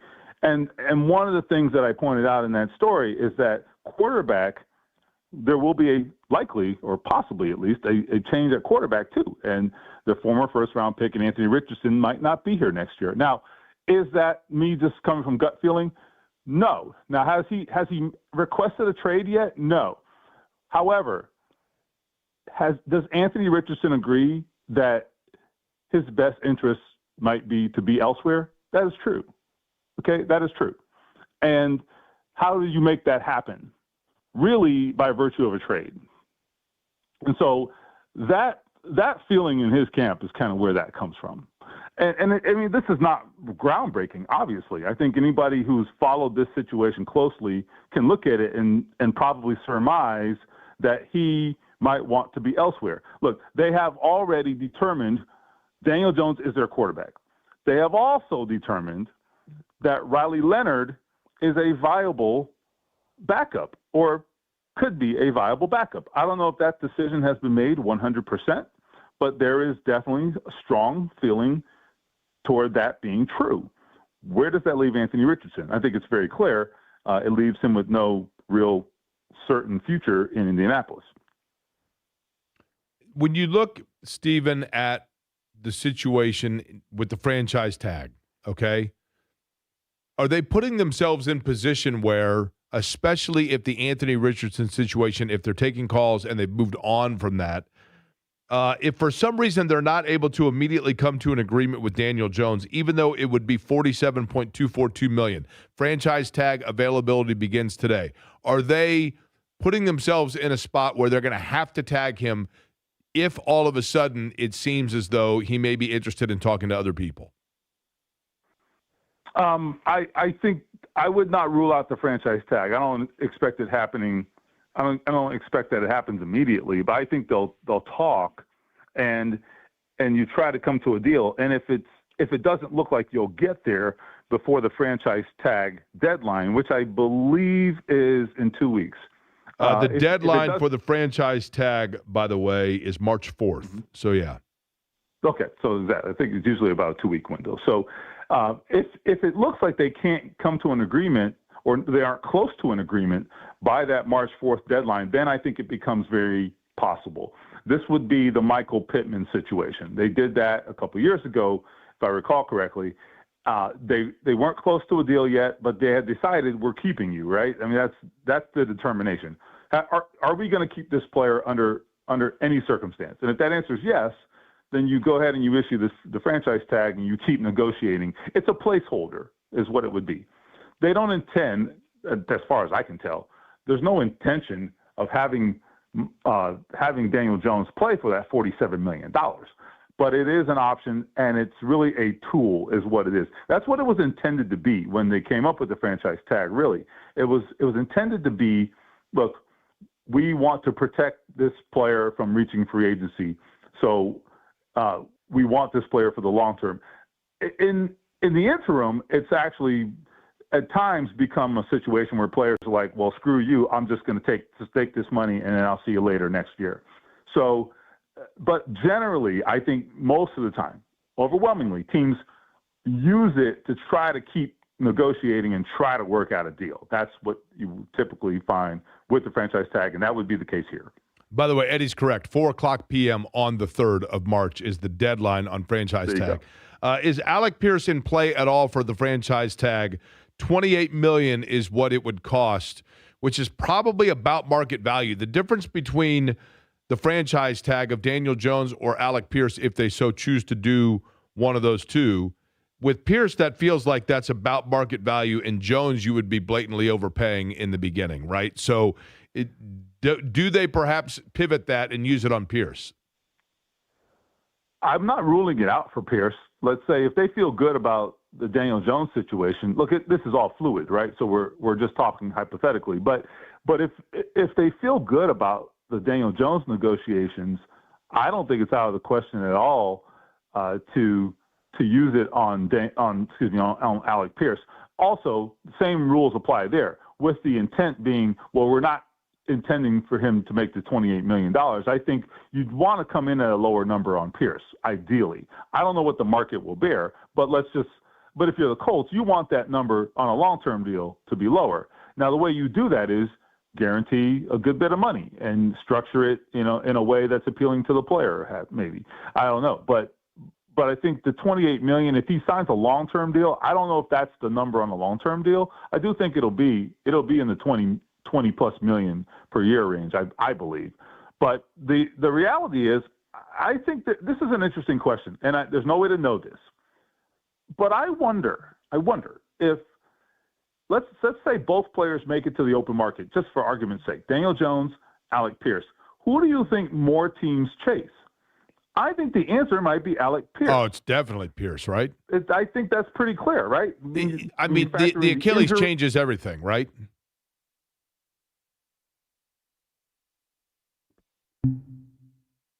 Did we lose Steven? I guess so. You must have disagreed with my sentiment there that the Achilles changes everything. Yes, I think when you look at it, Pierce is I do think that I don't know this, but I would assume that other franchises, there's a yin and yang on the value of Daniel Jones. The Daniel Jones' value probably was increased or helped a little bit by what Sam Darnold did in the Super Bowl, showing that, like, if you get a smart veteran quarterback that can play within himself in a system, you can win. And Jones showed that he could be that guy. But then you get the detriment of not only the Achilles, but also the starting to show a little bit of coming back down to earth just before he got hurt. And maybe that's related to the fact that he was about to get hurt or he was favoring that leg. But to me, Stephen, there's no question that Pierce would be the guy that has more transcendent value across the league and is a guy that could plug in anywhere, whereas Jones, it's kind of a system thing, right? Well, not only that, but also, like, if you're signing Daniel Jones, you're committing to a degree to Daniel Jones, at least for the short term, right? I mean, if you go sign him if you were interested in signing Daniel Jones as an outside suitor, you're talking about having to pay $30+ million a year, even if it's 1 year. So, I mean, that comes with a certain level of commitment. That tells you he's your starting quarterback. And I'm not saying that wouldn't be a good move for some teams. It probably would be an upgrade for many teams. The question, though, is the injury. There's also the history with him. Are you a believer? I happen to be, but what if you're not, right? You have to truly have a lot of conviction, and the injury is really a big thing for me. The optics of signing a guy, an outside team, signing this guy for $35 million, just throw out a number, right? With a bum Achilles, like you've got to have real good job security to do that. Okay. It's different than the Colts, who have had success with him, are comfortable with him. He wants to be there, all of those things. It's a much different situation with him re-signing with the Colts, I think. So anyway, with Alec Pierce, I mean, I envision, for example, if he gets to free agency, I think Josh Allen is blowing up Brandon Beane, their GM's phone, and saying, you better do it. That kind of thing. Like I think he's that kind of guy who could be a game changer for teams out there. What do you perceive is the market value for, like, if the Colts are going to sign Daniel Jones right now, let's say it's a 3-year deal, what's the per? What's he going to make per year? Mm-hmm. Yeah, I mean, a lot of people have told me, and this is speculation, but smart people have told me the Baker Mayfield template.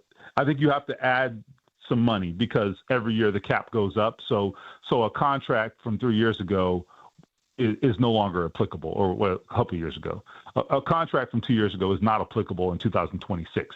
But just as a baseline, I think, if I'm not mistaken, Baker got 3 years, 90 plus. I think million. That's right. It was like 33 a year, maybe 32. 33-ish, right. I think it was actually close to 100 total. So that's about right. I think you've got to add maybe like 5 or 10%, additional to that. I mean, that's just because of cap. Still well under what it would cost to tag him, but still a healthy sum for Daniel Jones. Steven, a lot of money, yeah. Let me, and I've been curious of this, and I don't know this answer, thus I will defer to you. Stephen Holder, my guest, by the way, Java House Cold Brew guest line. Use the app for Java House, by the way. Download the Java House app, and you can order your beverages and food ahead of time before you go into one of their cafes. Use Jake25 for 25% off. Stephen, can the Colts use the tag twice in the same cycle? In other words, if they franchise tag Daniel Jones, and then 2 days later Daniel Jones says, you know what, I love it here. I want to sign, and they come to an agreement. Can they lift the tag off of him, and as long as it is before March 3rd, then reassign the tag to Alec Pierce? No, you can rescind the tag, but you cannot reissue the tag. Now, there is also something that we rarely talk about. There is the transition tag. It's almost never used, but every blue moon, a player does use, or a team does use the transition tag. And the way it works, it's a little bit lower salary, and it still, though, gives the team the right of first refusal. A player can go out there and get an offer sheet, but there are some differences in the rules, and it's been so long since it's been used that I am blanking on the differences. But but you do have two tags at your disposal. There is the franchise tag and the transition tag. The protections with the transition tag are not as good, but it is useful from time to time. Okay, so that's where, and now, last question would be about this. You think they'll use the tag at all? So I think the odds are much higher this year than they've ever been for the Colts, because you have two players in play who really are, you could really justify it. I think Alec Pierce, if they're serious about keeping Alec Pierce, I think you do it. I think with Daniel Jones, I'd worry less about Daniel Jones. I know that Shane Steichen, for him, like, Alec Pierce is everything. Like, he understands that they can't let this guy walk out the door. Now, what I will tell you, though, is that as of recent weeks, certainly when the season ended, there was no momentum toward a new deal, like none. But I am going to assume that was just Chris Ballard doing Chris Ballard things, which is to kind of wait till the 11th hour and let it play out. He doesn't tend to jump up and just hand the money out early. He does tend to wait till the last minute, which maybe that's when you get the best deal. I don't know, but I do think because of the way Chris Ballard handles these big negotiations, it does increase the likelihood that you'll have to use the tag because you're going to probably wait till the last minute. Okay, Stephen, I want you to think about this. You're not driving anywhere right now, are you? I'm not. Okay, good. Because I need you to close your eyes. I don't want you to do that if you're driving. Okay. I want you to close your eyes, okay? Now, we're talking right here in the middle of February 2026.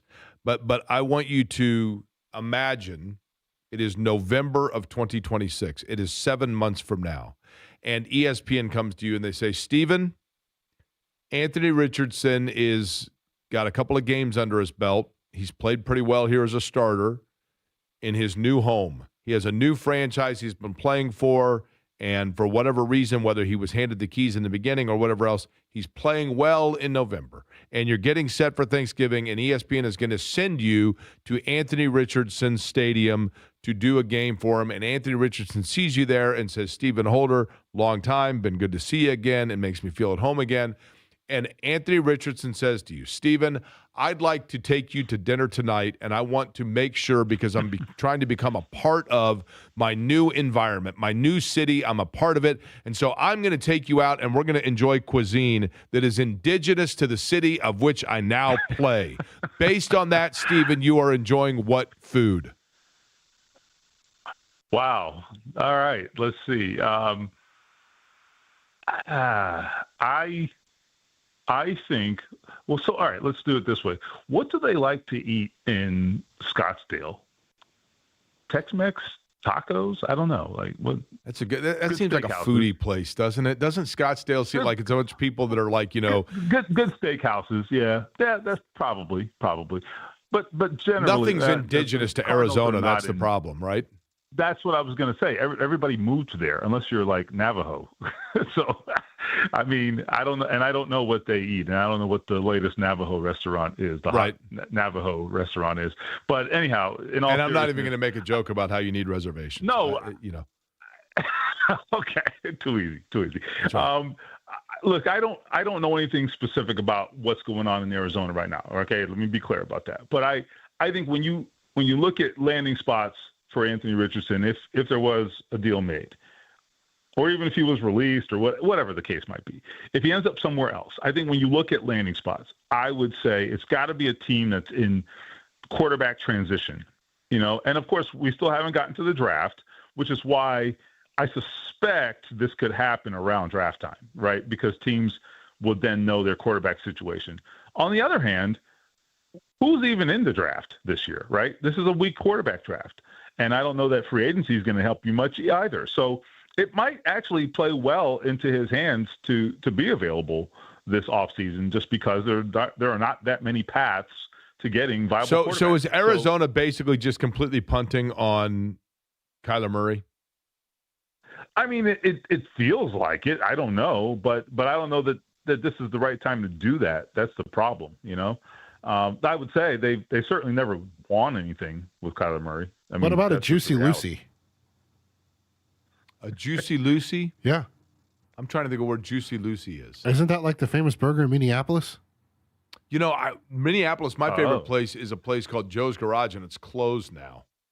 So, in Minneapolis, they have I actually knew somebody from Minneapolis that would make tortillas with butter and then sugar on top, and it's like a Nordic, I don't know what that's called, but it's like a Nordic dessert. But that would be also, if the Juicy Lucy is it, that would also be a Mall of America food court dining experience with Anthony Richardson. that would be a possibility, yeah, exactly. Right? Now, if that doesn't get you to Minneapolis, I don't know what will. Okay? That's right. I would say that actually is also, a possible destination. Just to, off the top of my head, we know that Kevin O'Connell, definitely had some admiration for Anthony Richardson. I will tell you, before Richardson was drafted, the teams that I think they're most interested in him, because I was getting pretty good intel on Richardson's situation. The teams that were the most interested in Anthony Richardson before he was drafted would be, I think, the Colts, the Seahawks, They don't need him now. The Vikings, the Titans, and that's probably the main suitors. But those are the main ones. When he was selected, Stephen, from what you could tell from other teams, and by the way, yes, the Juicy Lucy looks fabulous, by the way. Minnesota-born cheeseburger with cheese sealed inside the beef patty rather than on top, resulting in a molten core. That actually looks fabulous. Stephen, when Anthony Richardson was selected, do you think that league-wide the perception was we would have done the same thing, or do you think league-wide the perception was what is Indianapolis doing? That guy's a third-rounder. I think there was a big split. Okay, big split. And I think there were a lot of people who were like, we get it. We get it. And I think there were a lot of other people, and I heard from both. There were a lot of other people who were like, we would never. And I just think it really just depends on your situation. And the Colts situation was unique, right? It was, they had gone the other route in terms of, retread quarterbacks. They've done it over and over and over. And you also had, people who will criticize that pick have to take the context into consideration. And what is part of that context? You had an owner in Jim Irsay. He was like, we are getting off of this carousel. Get me a quarterback. And I'm not even criticizing it. May you rest in peace. This is not a criticism of that stance because, he had seen enough of it, right? And of course, we all agree, okay? So, we're talking about what? Phillip Rivers, Carson Wentz, Matt Ryan. At some point, it had to stop, right? So I think there was an understanding in the organization that this has to stop and we got to try something else. So I think even those who have criticism for that pick and maybe didn't believe in Anthony Richardson, you would also at least have to admit, okay, well, their circumstances were unique and it was a chance they had to take. So I think that's just the reality of it. Lefse, by the way, is the Norwegian delicacy that I enjoyed. It was basically tortilla, although it's more of like a potato-based thing, with butter on it and then sugar, and then you roll that bad boy up. It is actually pretty good. Stephen, we will keep an eye on the Anthony Richardson saga as well as the franchise tag by following what you're doing at ESPN.com. And in the meantime, enjoy watching Pretty in Pink later tonight. That sounds like a great night. There you go. That was my Sunday. I'm telling you, it was a decent movie, actually. Can't believe I'd never seen it before. We come back. One of the biggest names in basketball, at least of recent ilk in the NBA, has spoken regarding tanking. And one thing that I said about it from the get-go turned out to be true. We'll get into all of that next.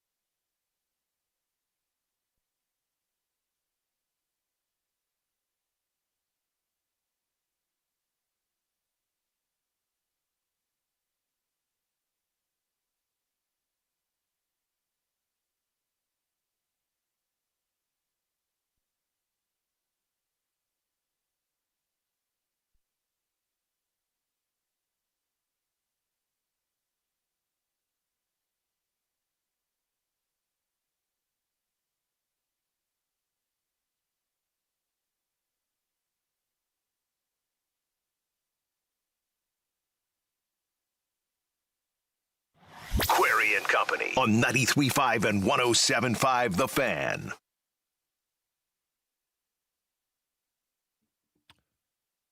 Tanking has become a big theme in the NBA. Good afternoon to you, by the way. My name is Jake Query. Eddie Garrison, the other voice you hear on this program, Query and Company voice on The Fan.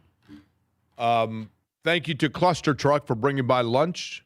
A cheese quesadilla, excellent as always.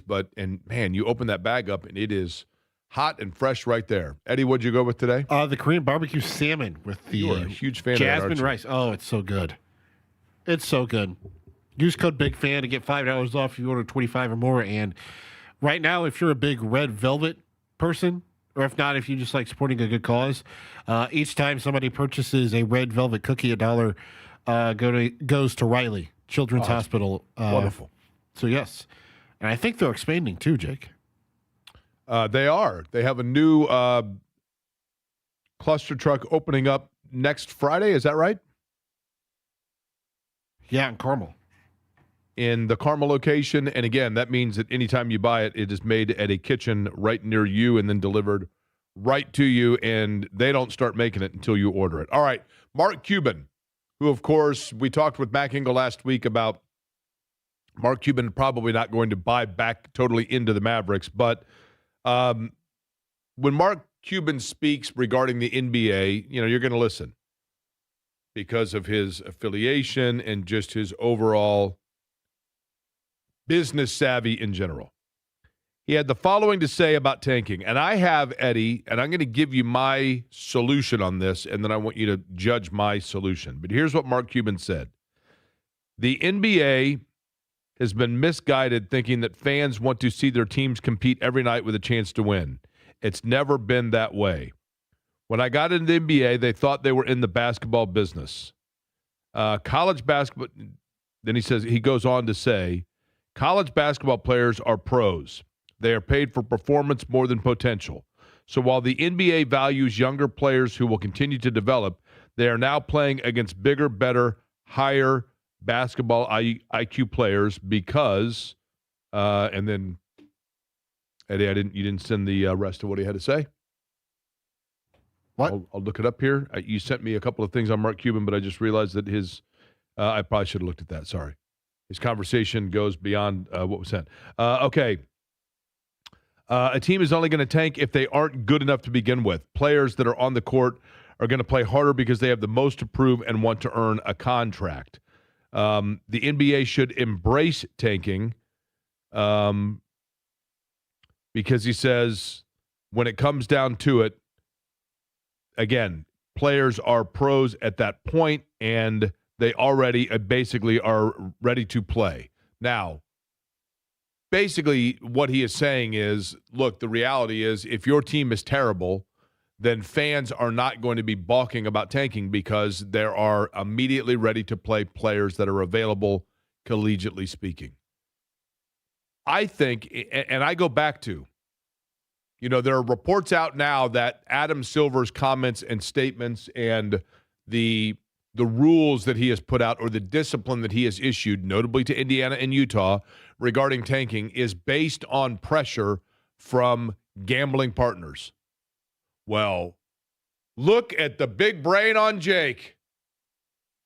That wasn't hard to figure out. That was literally like, Mr. Green was just hanging around the study and for some reason was carrying with him a candle in the middle of the daytime on a candlestick. It was the easiest thing in the world to figure out that connection, that the NBA wanted to preserve the integrity of your gambling wagers on any of the apps because they're in bed with all of them. And they want to make sure that when you're betting the over-under or when you're betting a prop bet on a player or whatever else, that the most effort is being put in to make sure the integrity of your wager. But I think the answer is simple. And Eddie, you rate me on this, okay? And I'm going loosely on what someone sent to me as a solution. And I took that and then just stewed about it and thought, basically, this is what I came up with. And I understand there's no perfect system. I understand that there would be teams that would complain about the way the scheduling is set up or favoring or whatever else if you do it this way. But in a non-perfect world, here's my as close as possible to perfection solution that I could come up with. Okay? I'm ready. Lay it on me. We'll go with March the 1st. Okay. On March the 1st, you take the NBA standings. Okay. And you say, okay, in the NBA standings, we are going to take the bottom 6 teams. So the bottom 6 right now would be what? It would be in no particular order. Indiana, Sacramento. It would be Sacramento, Washington, New Orleans, Indiana, Brooklyn, Utah. Okay.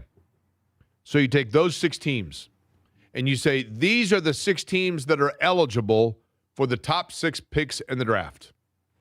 These 6 and only these 6. Okay? Now, what we're going to do is, beginning March 1st, we are then going to redo it. And we're going to rank your record between March 1st and the close of the season in the final 25 or so games.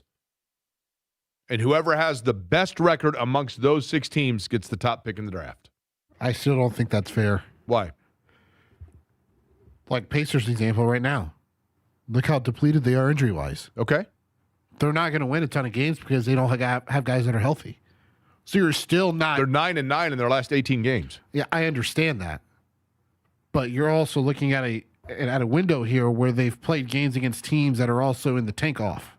And they've won a couple games there. They've also stolen a couple games against Understood. Oklahoma City and the New York Knicks. But if you get a team like even Washington, for example, they don't have Anthony Davis. They don't have Alex Lillard. They don't have Trae Young. All 3 guys injured. So you're telling me that they should be negatively penalized for having guys that are actually hurt? But Anthony Davis, and I don't remember the extent of his injury. Is he legitimately out for the year injured? Yes. Either way, to me, that's the best solution. Because, yeah, sure, maybe you don't win those games, okay. But at least fans are showing up knowing that if they bought a ticket for a May 1st game between Utah and Washington, that there's something to play for. And maybe, yeah, maybe injuries hurt you or whatever else, but I think that's the most fair and balanced way to do it. Also, what would be stopping a team from like Oklahoma City right now? Let's say, you say of the bottom 6? Yes. What's not even Oklahoma City then? What's stopping a team I get it. from A team that's 8 and they want to make sure they get into that 6? Yeah, right? exactly. But that's what they're doing anyway. I get. But all to your logic, it's cutting off. It's putting a cutoff date on when they have to stop sucking. Right. Exactly. I mean, you're putting in a cutoff date for them to suck even more. No. Yeah. Like, okay, Siakam right now dealing with right hamstring soreness is what they listed him as in the game leading up to the All-Star break. Oh, you see, we were practicing on Tuesday to come back up. And Pascal, he's out for like 2 to 4 weeks with a hamstring strain. Okay. So now you hold him out. You don't have Tyrese. You don't have Obi. Right. You're holding out your star guys now to lose more games the rest of this month to get into that 1 to 6 range. Oh, look. Correct. But what I'm saying is, Eddie, as it stands right now, you're making my point. Because then on March 1st, you got to start trying again. You are putting a hard cap on when teams, if teams are saying, we're going to back our way in to make sure we're in this bottom 6. They have a clear expiration date on when the losing would have to stop, because then they got to turn around and they got to be competitive again from March 1st to April whatever to finish the year in order to try to get the number 1 pick. You're also giving them a date of when hey, you guys need to suck for this long, and now you can actually try. I think it's a bigger problem than it would be now. As it stands right now, it's okay, you're going to suck for the rest of the year. Right. And that's what I'm saying. And I'm saying if there is a fundamental or a conversational problem, or in the league's opinion, if there is issue with teams exerting less than maximum effort, then at the very least, if you come up with it that way, you are putting a deadline within the season of when the maximum effort has to then be put back in. And instead of seeing 4 months of a team trying to lose games, you're only getting 2.5 months of it, and then they go back to a month and a half of, well, it's in your best interest to put your best foot forward. I'm not saying it's perfect. I'm saying it at least is a compromise if in fact the NBA believes that it is a detriment to their sport to have teams putting less than best foot forward for an extended period of time. At the very least, that comes up with a definitive line in the sand of when it then is against their best interest to do so. I think I saw somebody suggest that they do a definitive line in the sand but not reveal the date, because then it would prevent what I'm talking about right now of teams sucking to an extreme level until March 1st. But Eddie, teams sucking to any team, I don't care who you are. I don't care if the Washington Generals fielded an NBA team. There is no NBA front office that ever assesses who they truly are until at least 25 games into the season. Correct, yeah, 25 games, yes. Okay, so at that point, if you are saying, okay, we are going to do this where the last 25 games are the ones of what I'm talking about, that gives you only a 30-game window to even figure out. If you're going to tank, you're only going to be able to do so for 30 games because it takes 25 to even figure out whether or not you're that bad. No team is going to start the year and go, we are doing nothing but being terrible for 55 games. And then we're going to push in and we'll try to win those last 25. So the Pacers have 22 games between March and April. Okay. That leaves 60 games up until that March 1st cutoff point. If after 25, you feel like you know what your team is, you've got 35 games to tank. Which is better than 50. In the NBA's, that's my point. You're right. It's not ideal. 35 it's a long string of games to be bad for sure. But it's better than 55. You are cutting off the head of the overt tanking by teams by forcing them to get their stuff in order. The other aspect too of what you've laid out here is schedule strength. Well, that's what I said. In the I prefaced it by saying it's not the most perfect thing because of the way the schedules balance out, and that's an unfortunate aspect of it for sure. Now, having said that, does a team have an advantage of being in the West versus the East because they have to, East Coast teams have to play Boston and Philly and whoever 4 times as opposed to getting to play Sacramento 5 times? I mean, you're always going to have that discussion, that debate. By the way, another one of my cultural epiphanies and brain dropping that I'm going to put. The last one failed miserably when I used Eddie as a litmus, but I'm going to use another one. I'm going to do it next. Scott Agnes coming up top of the hour.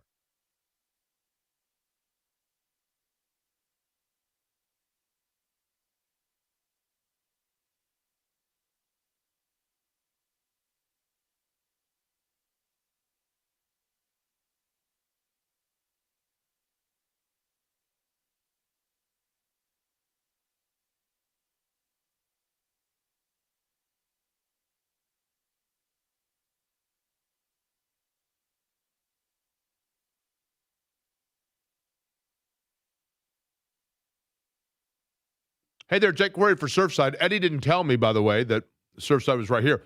I could. I took a bite of something. I could wash it down with something right now, like Surfside. Iced tea and vodka or lemonade and vodka, all in the same can. Iced tea with a little splash of vodka, lemonade with a little splash of vodka, or iced tea and lemonade together right there within the same can, and a number of different flavors. For example, you could always do the half and half. And by that, I mean half lemonade and half, say, mango tea, which is fabulous. Surfside is available anywhere you buy your favorite adult beverages, and with no carbonation, it is oh so smooth. Just 100 calories, 2 grams of sugar. Look for it wherever you buy your favorite beverages. Surfside, look for the can with sunset stripes.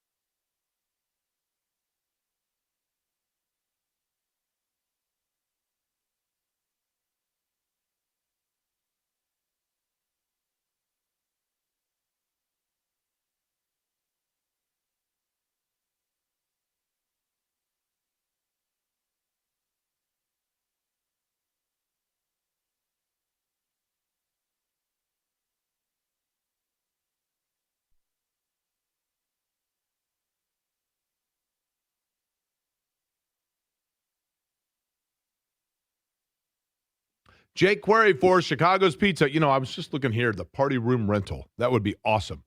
Have a party at Chicago's Pizza. And just the other day, saw somebody was talking about one of the great things about pizza establishments is the neighborhood aspect to it, and the fact that, you know, they're a social epicenter in terms of birthday parties and little league parties, office parties, whatever it might be. Fundraisers, Chicago's Pizza is there for that as well. But don't forget the family meal deal. What I'm talking about is 2 medium, 1 topping pizzas and a fresh order of breadsticks, all for just $25. But with 18 central Indiana locations, 22 of them now statewide for Chicago's Pizza, they've got a little of everything, and it's all based around community and family feel and giving back to a community, and not to mention the best pizza that you can get. Chicago's Pizza, always an awesome option for dinner. Again, the $25 family meal deal and the fresh breadsticks that come with it for 2 medium, 1 topping pizzas. Find a location near you at chicagospizza.com.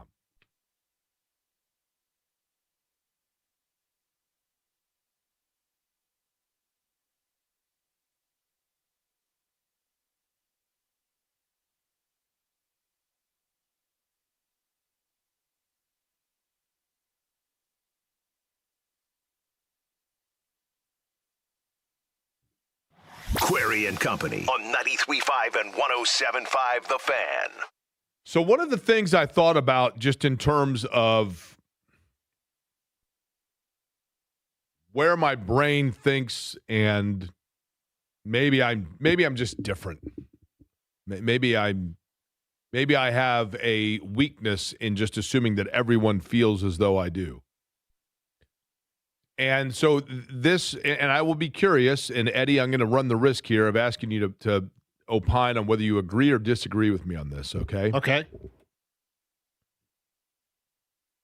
I had mentioned that it seemed to me like the Super Bowl came upon very quietly this year. Like all of a sudden it was just like, oh, it's Super Bowl week, and there wasn't a lot of the typical build-up and discussion. And I get part of that's because of the teams, and part of that's because the Patriots were in it, and people here don't like the Patriots, and you didn't have dynasties or superstars, whatever it may be. But I also noticed a strange phenomenon this weekend. And I have a theory on why this is. Maybe I'm wrong in this. Maybe I'm wrong.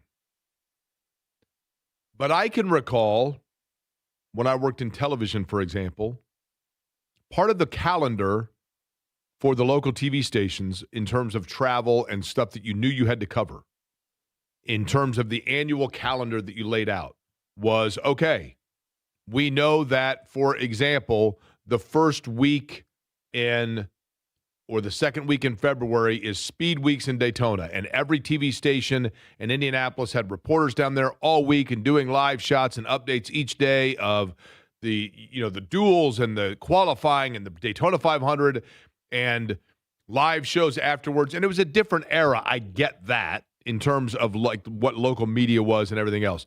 But the Daytona 500, I mean, it was massive, and it was appointment viewing for a lot of people, as has always been the Super Bowl. And along those same lines, forever, I can vividly recall the night that Mike Tyson got beat by Buster Douglas was the same night as the NBA slam dunk contest. And it was like dueling televisions, and the dunk contest was such a huge deal, and the three-point shootout and whatever else. And All-Star Weekend was it, man. It was a big deal.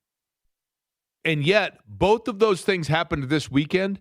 And I host a sports radio show in Indianapolis, the racing capital of the world, and a city that had a team a half away from winning the NBA 6 months ago.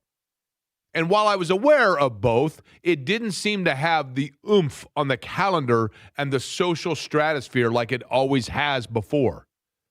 And I began to wonder, even though the Super Bowl did big ratings, are we in an era now? Have we reprogrammed and reconditioned ourselves as a society towards everything being a la carte, because people no longer are like, oh man, Thursday night, must see TV, got to race home and see Friends. And instead it's, yeah, I'm watching Landman, and I'm watching, Ted Lasso. Ted Lasso, well, that was out 4 years ago. Yeah, I know, I never watched it, so I'm binging it now. Oh, okay, that's cool. Let me know what you think. Everything now in terms of, and I get this, and I enjoy it myself, but leisure viewing of television is now taking place on people's individualized schedule and programming. And so as a result, they are no longer looking at and setting aside and programming themselves to make sure they're in front of the television for must-see things. Because it used to be that the networks and the sports calendar told you when you were going to watch things. And now we are, as a society, conditioned to instead telling them when we want to. And you just don't have the live viewing priority like you used to have, and we've weaned ourselves away from that. Now, I realize the Olympics are on, and there are other such things going on, but it feels like the big event, must-see events on television anymore have become secondary in our consciousness of our event planning. Now, am I wrong in that? I don't think you're wrong. I also think you're out of that target demo maybe a little bit too. And like to go back to All-Star Saturday night, they had it at 5:00. And like it's All-Star Saturday night. Why? And I get NBC has the Olympics, but being at 5:00, I totally forgot it was going on Saturday night. I'm not out of the target demo though, because the target demo is 25 to 54. I guess, yeah, technically, yeah. But like I thought the All-Star game was good. I thought it was competitive. It was the first time. It was the best All-Star game probably. It wasn't bad that I've watched in my lifetime. It wasn't bad, but I think most people though probably were like, "Oh gosh, I didn't realize that was on." Yes, I agree. That's my point. Yeah, and the Daytona 500, like I mean, I watched the Daytona 500. Did you? Yes. I think a lot of people. I don't know what the ratings were. I haven't seen them yet. I'm not saying people don't pay attention to it. But I'm saying in terms of the build up and everyone knowing what time it is and et cetera, that feels different. Tanking solutions, that discussion and where the Pacers now go and when we might see them back in the form of what we expect when they're all healthy. That conversation with Scott next.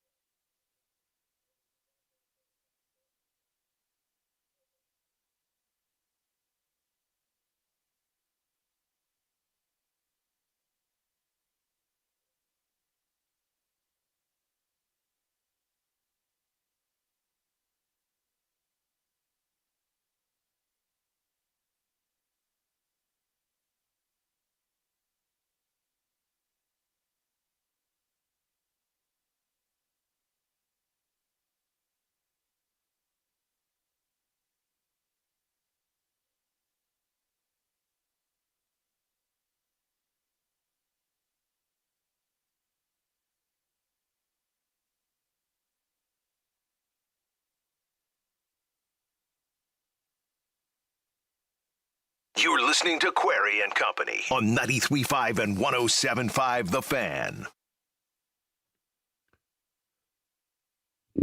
Pacers and Wizards. You just heard the promotion for it upcoming. Purdue, Michigan tonight, big one at Mackey Arena.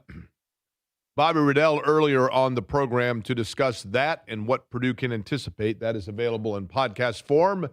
You can listen to it after J&V signs off today to get you set for that game. Stephen Holder earlier today with the news about Anthony Richardson likely to request a trade away from Indianapolis, and then my brilliant idea to end tanking and Eddie poo-pooing it. That's what we've done so far on the show today. I'm going to ask Scott, by the way. Scott Agnes, basically the age between the two of us, right, Eddie?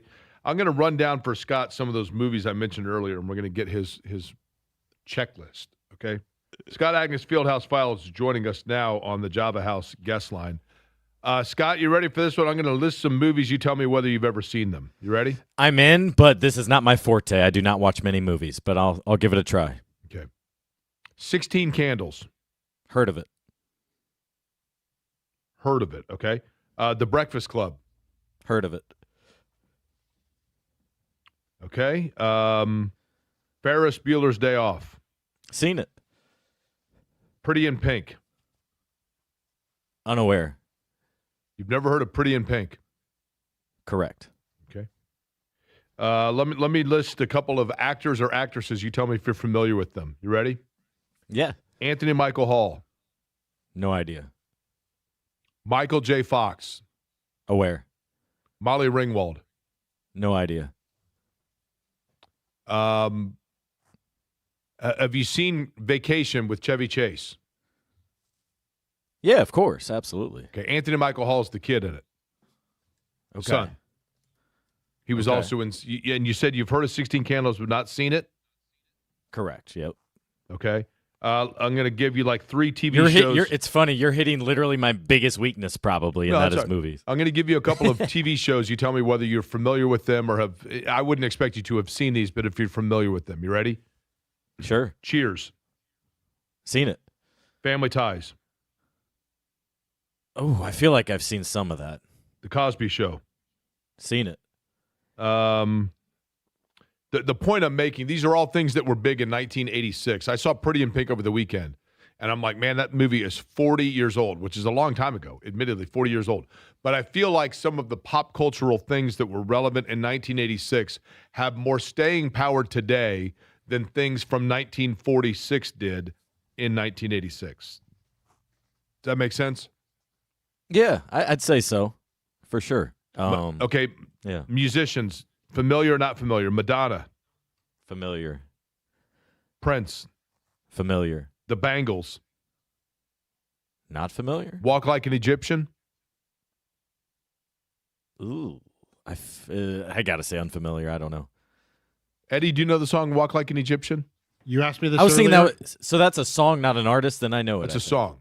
Okay. Walk yeah, like then I an think I know it. Egyptian. You asked me earlier. My answer hasn't changed. No.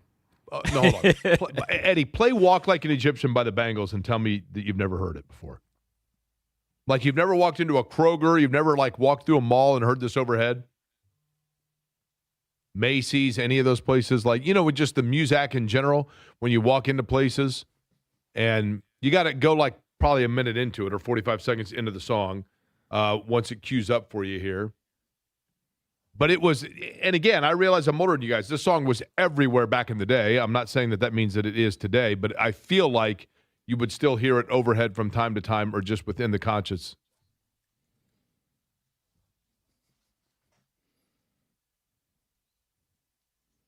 Definitely have heard that, yeah.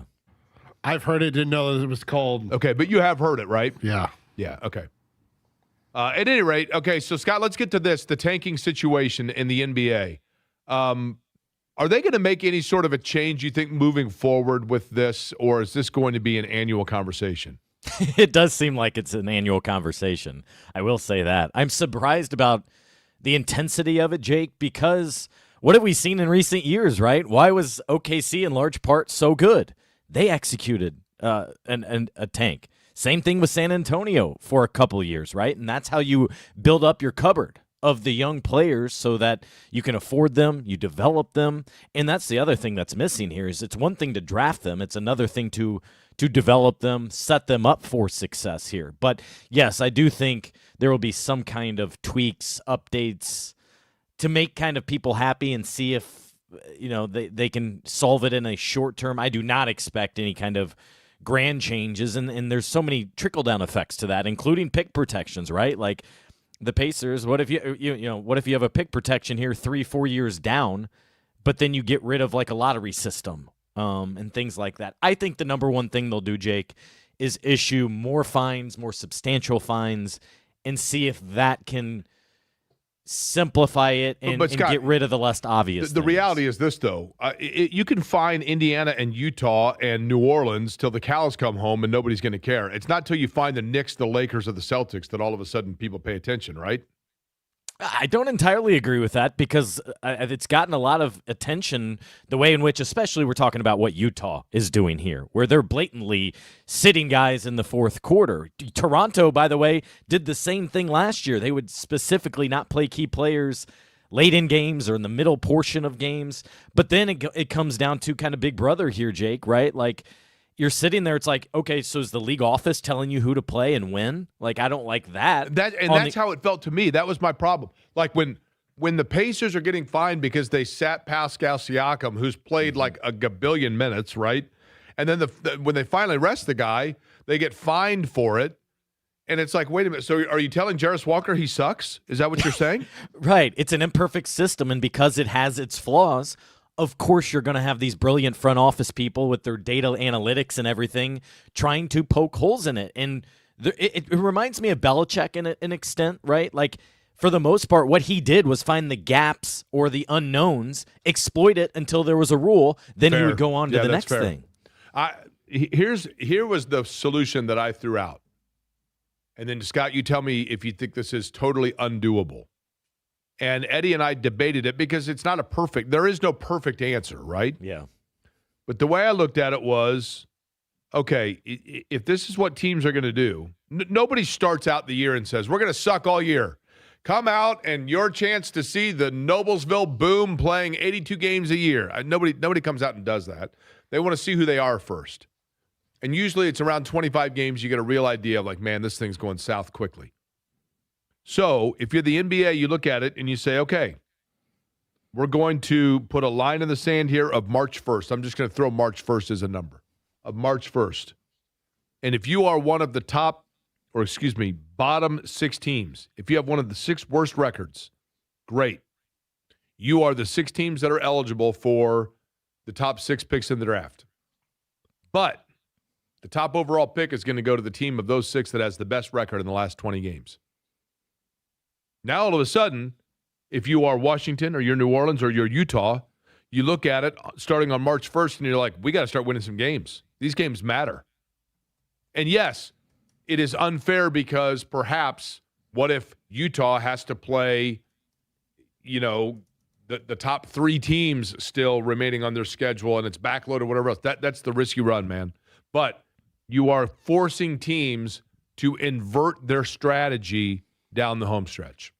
And you are limiting the amount of time that you are putting an expiration date on tanking. Your thoughts? Yeah, I think like any of this, I think it's great in many respects, but then there's also some holes within it. For example, like some of these players are hurt and they are having surgery, or you don't want players to be coming back from an injury. You don't want to force it, but you also need the wins. So that, to me, that's partially a challenge here. The other thing I think fans need to recognize is players aren't tanking. Players aren't trying to lose. In fact, many of the time, the players that are out there are playing for a job, whether it's with their current team or elsewhere. It's kind of an audition, if you will, and it's part of the developing factor. The big thing in all this, when it comes down to it, is I believe the NBA, really sports as a whole, trade on kind of 3 things: the economy of connection, of community, and of hope.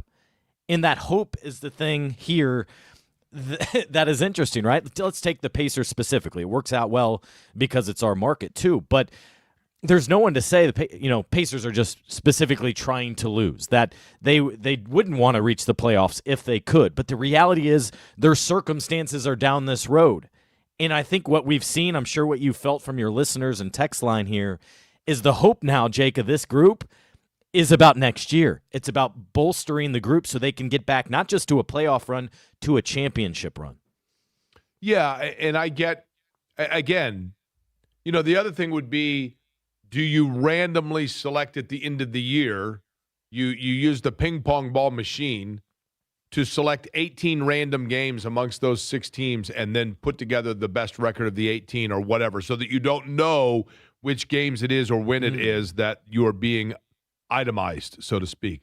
Now, Eddie, you brought up a scenario that the WNBA uses that you like. Yeah, I was just saying, and Scott can elaborate more on this. I like the way the WNBA has it, Scott, from their lottery perspective.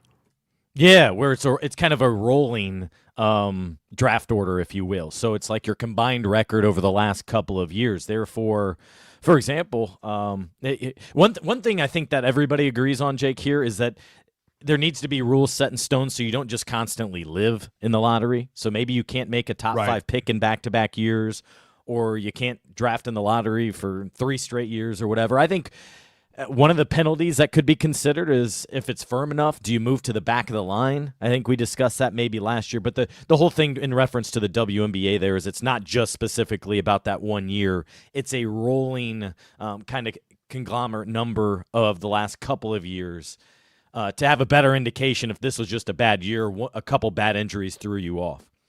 When Scott, the Pacers, and by the way, Scott Agnes is my guest on the Java House Cold Brew guest line. Scott, one, for example, that enjoys coffee. If you go into the Java House locations and order ahead of time on the Java House app, you can use the code JAKE25 for 25% off your in-cafe purchase. Scott, Andrew Nembhard, I will use that one specifically. Nembhard, of course, was injured going into the All-Star break. When they are in Washington to take on the Wiz, where do things stand in terms of the availability of Nembhard and or others outside of Tyrese Halliburton and Obi Toppin? Are we looking at basically a clean slate? Yeah, I think for the most part. I mean, Nembhard was on the injury report, and he's dealt with certain things throughout the season, right? I remember Game 1 where he had that injury. I believe it was to his shoulder, just a fluke type of injury. But yeah, outside of you got Siakam that they want to keep an eye on, right, in terms of minutes. And I think that's realistically how the Pacers, Jake, should handle these next couple of months is not sitting guys game after game, but being more conscious of their minutes, their wear and tear here, moving forward. And with all this, I'm trying to think the injury report off the top of my head, but you really mostly dealing with what would it be? It'd just be the guys that are out primarily with Toppin, with Tyrese, and with Furphy that come to mind. The others, I think, were more rest and injury management. If you look at their schedule, the Pacers, if in fact it's a concerted attempt to suck here, right? This is a big week for them in that regard, right?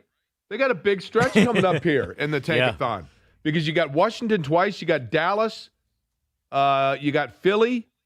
Philly's okay. You got Charlotte in there. I mean, they got some big opportunities here, don't they, Scott? Yeah, the Wizards is the main one, right? To have one of those rare back-to-backs, both in terms of game and in terms of opponent and location. So often we see the home and homes against them. But yeah, Washington's a team that they're battling with there at the bottom of the Eastern Conference standings. And here's an example, I think, of what teams in the league don't want, Jake, is you look at Washington, and so much of what we're seeing is players at the trade deadline being acquired and then not play the rest of the year. Right. We saw in Utah with Jaren Jackson Jr., and I know he had surgery, and I'm never going to question anybody having surgery because that is not something you do lightly, easily, or for a PR by any means. But Washington, Anthony Davis, Trae Young, each of those guys acquired midseason, and I doubt we'll see either of them the rest of the season. I think those are areas, if I'm the league office, I try to shore up here more than anything else. I mean, when do we see Zubats? Yeah, that's a good point.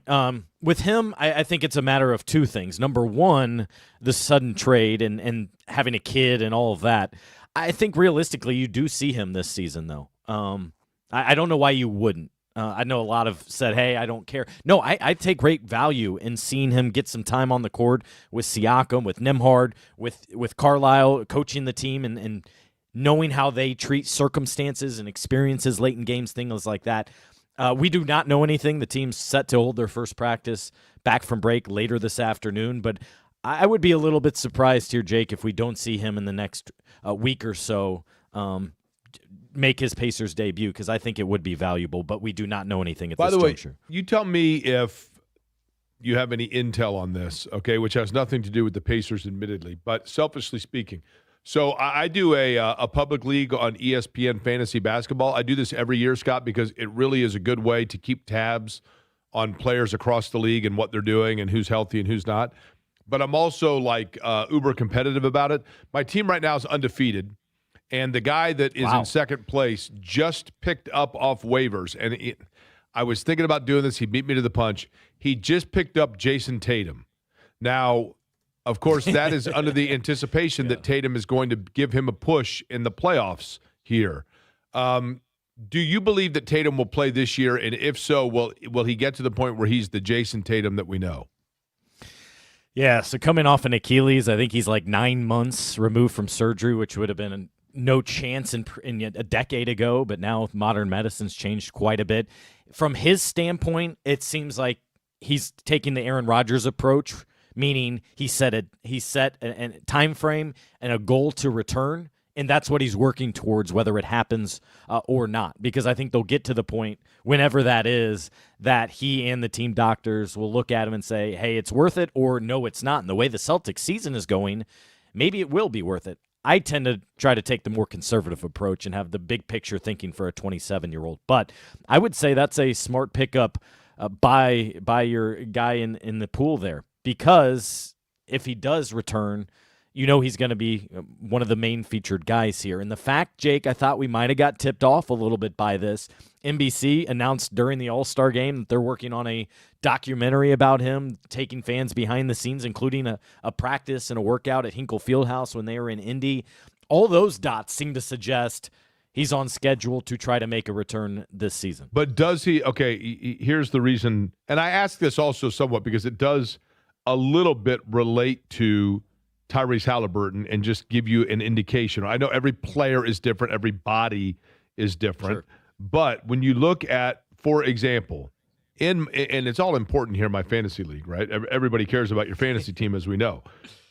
But the playoffs for my fantasy basketball league is done April 5th. The championship would be April 5th. Now, he's not going to be playing at the high level by April 5th, right? He's going to still be on a minute restriction, isn't he? I would think so. Yeah. I mean, a lot of suggested is in the coming weeks is like a March 1st or whatever the date. But either way, yes, if he does eventually get back this season, I would expect him to be at a lower minutes, lower usage, not be the featured guy, but more as a threat out there and able to knock down shots, attack on the dribble. I think he would be kind of your 6th, 7th man if you're thinking a general team at that time frame for him to get back, because you'll want to ease yourself into it. Eddie, you said you had a question about the WNBA, correct? Yeah, Scott, where do we sit right now between the CBA negotiations between the Players Association and the W itself? From what I gather, Eddie, good question, is that there's been progress made, that the WNBA responded to the Players Association here in the last week or two, something that the Players Association said they had not heard from the league, and with kind of a rebuttal for more than a month. So we've had that. We saw Adam Silver, and I think this is important from the league standpoint for him to come out firmly and say, hey, look, we are feeling the pressure. They need to get something done. He says he doesn't have too much of a role, but if they need him to take on a larger role, he will. But it's go time, Eddie. I think I would be very concerned if there's nothing done by the end of the month, because the reality is, let's say they agree today. Then it takes lawyers and everybody 2, 3, 4 weeks at least, right, to get that set And as we've outlined in previous conversations, they have so much to get done between now and then. So I view these next 2 weeks as critical for everything to be starting on time. Right, because, 90% of the league is a free agent? Like, they have so many teams that need players, and players need to find teams and start, training camp. You've got to start planning for the draft, all that stuff, too. What are some of the sticking points that you've been able to hear on the Players Association side and then on the owner's side of things that they're wanting to, or that they're working on right now?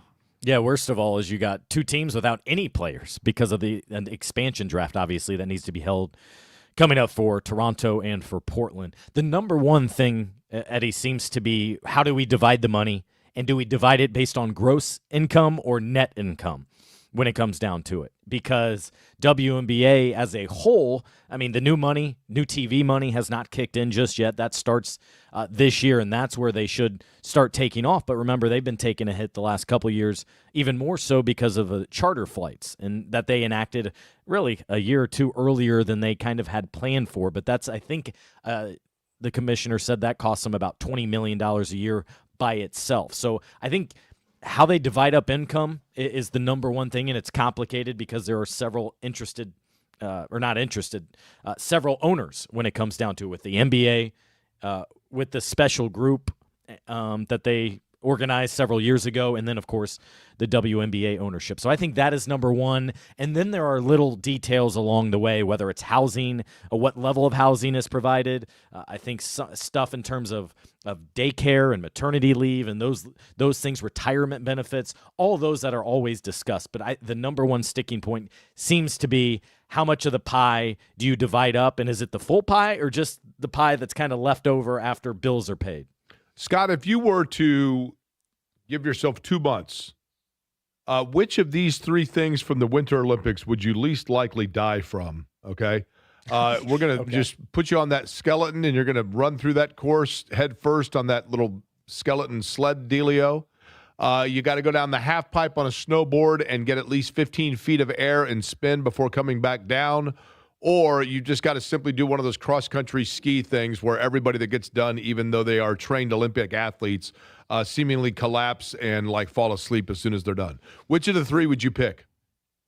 Certainly not number 2, where you're jumping and off air, no chance. As a guy who has never... Have you seen the one where they're skiing backwards off the ramp? I honestly have not. I'm not a Winter Olympics type guy, so I haven't watched much of it, unfortunately. Does that fall into the category of John Hughes films?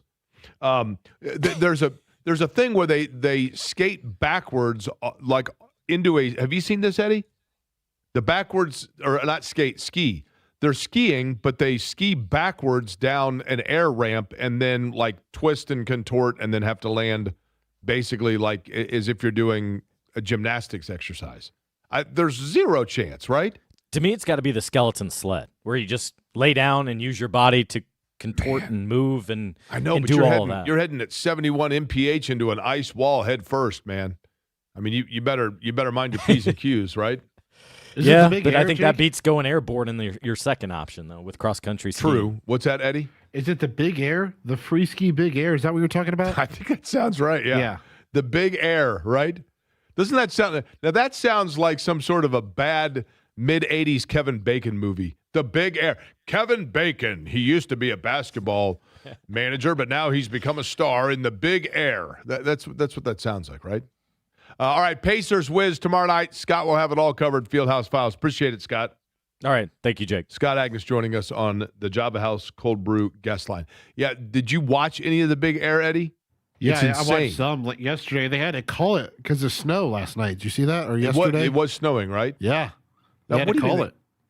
Speaking of that, how are things looking on our snow bet?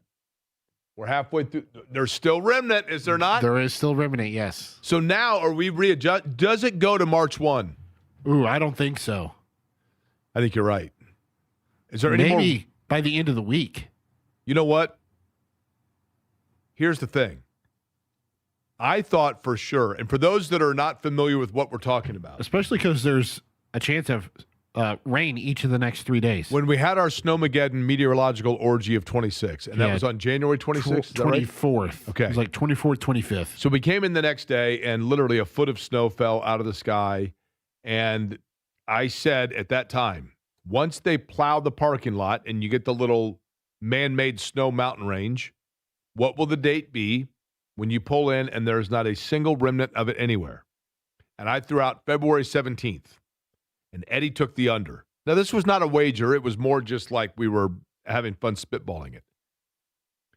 Pretty remarkable how close we were on the date, but I thought Eddie on, and I can't remember if it was Friday or Saturday. I think it was Saturday night when it rained. And it wasn't like a downpour, but it was a pretty steady and consistent drizzle. Yep. I thought for sure that was going to make significant dent in it. I think if it was during the day, it would have. If this because of the the temperature being a little bit warmer potentially because it was, low 30s when that rain was trickling down. So I don't know if it was at a temperature level to kind of, rub away some of that snow. Yeah, I think it goes to show how much we got. I mean, that too. And still, you go to the big parking lots like a Meijer, a Walmart, or a Kroger, like the big, huge parking lots, and there's still a mountain in the middle of it. I mean, it's going to take forever. Now, what's good is that we didn't all of a sudden break into this warm spell with rain, and then all of a sudden you get mass flooding everywhere. That's always an issue as well. Earlier, I mentioned a bunch of movies. Now, you've really never seen Ferris Bueller's Day Off? I have not. You're familiar with it? Familiar with it? Haven't seen it. You've seen glimpses when you're like flipping the channels, right? I mean, No. I get that you didn't stop to watch. I haven't watched a minute of it. But you've never.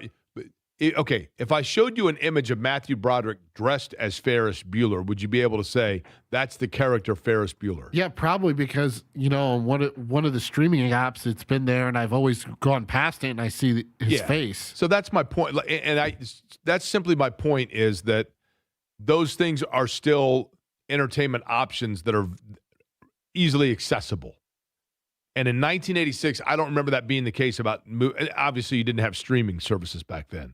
But it just didn't seem like the things that were presented from an entertainment standpoint of the mid-40s, and I get that we're coming off the war. That's a huge aspect here. But it just seems like the lasting staying power of things from then to now is more so than it was from like 46 to 86. I have another one of those brain droppings to get to on the other side, and we'll get back into Purdue, Michigan next.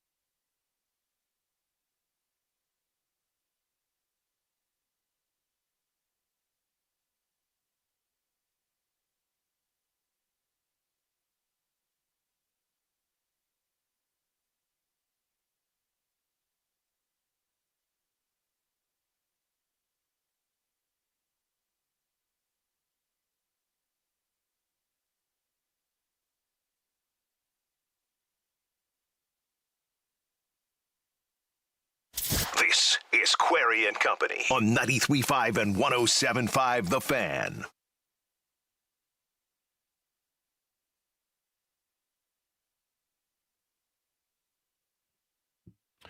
Okay, here's a decent proposal on how to eliminate tanking.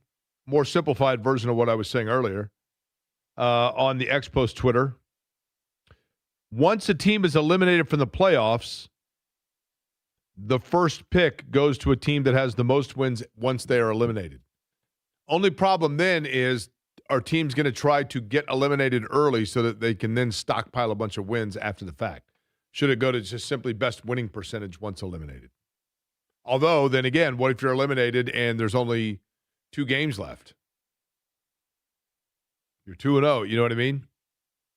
I thought about this when I was thinking earlier about my... And where did the play-in teams fall into that equation? Like the teams that don't make it. Yeah, isn't the play-in...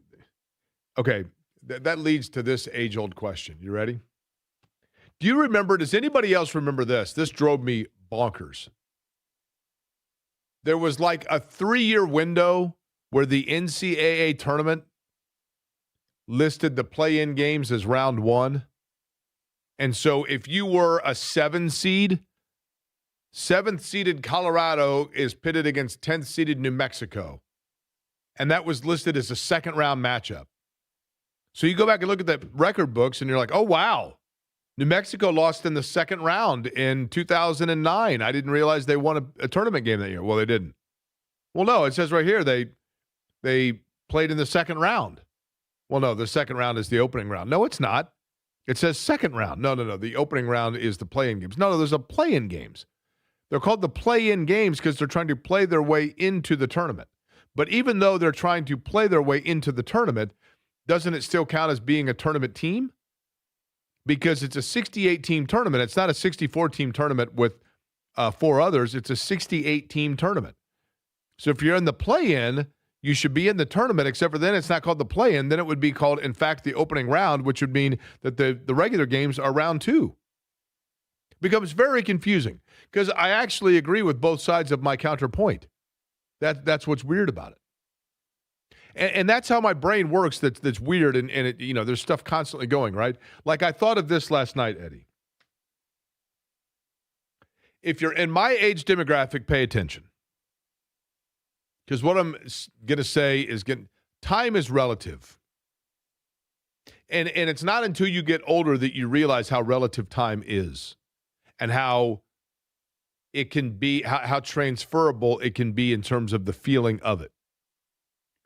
When I was a freshman in high school, sometimes that seems like forever ago, and sometimes it seems like 2 weeks ago. But when I was a freshman in high school, we were 25 years removed from the Kennedy assassination. Now, John F. Kennedy was killed in Dallas 9 years before I was born. Okay? But we were 25 years from it when I was a freshman in high school. And so it seemed like ancient history. Sure, I heard my parents tell me about it. I heard my grandparents tell me about it. But all I knew of it was like old black and white video of Walter Cronkite announcing it and the Zapruder film. Okay? It was a long time ago. And then I realized that, and if you're in my age demographic, pay attention. Although, I hate to tell you this, and somebody will send me a text that says, holy cow, you make me feel old. Not my intention, just showing that time is relative. This fall's incoming freshman, 9/11 is their JFK.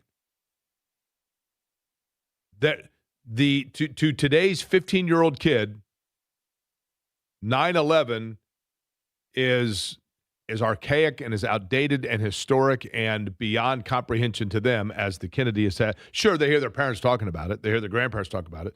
The difference being that 9/11 is now archived on digital film, and thus it looks as crisp and as, when you watch the videos of it, it looks like yesterday. Not just because it felt that way to me, but because in reality the film has not deteriorated, whereas, in 1988, the stuff from 1963 looked really old. Other than the eyeglasses and the cell phones, I don't know that 9/11 looks really old today. But the relativity of time is it's a fascinating dynamic.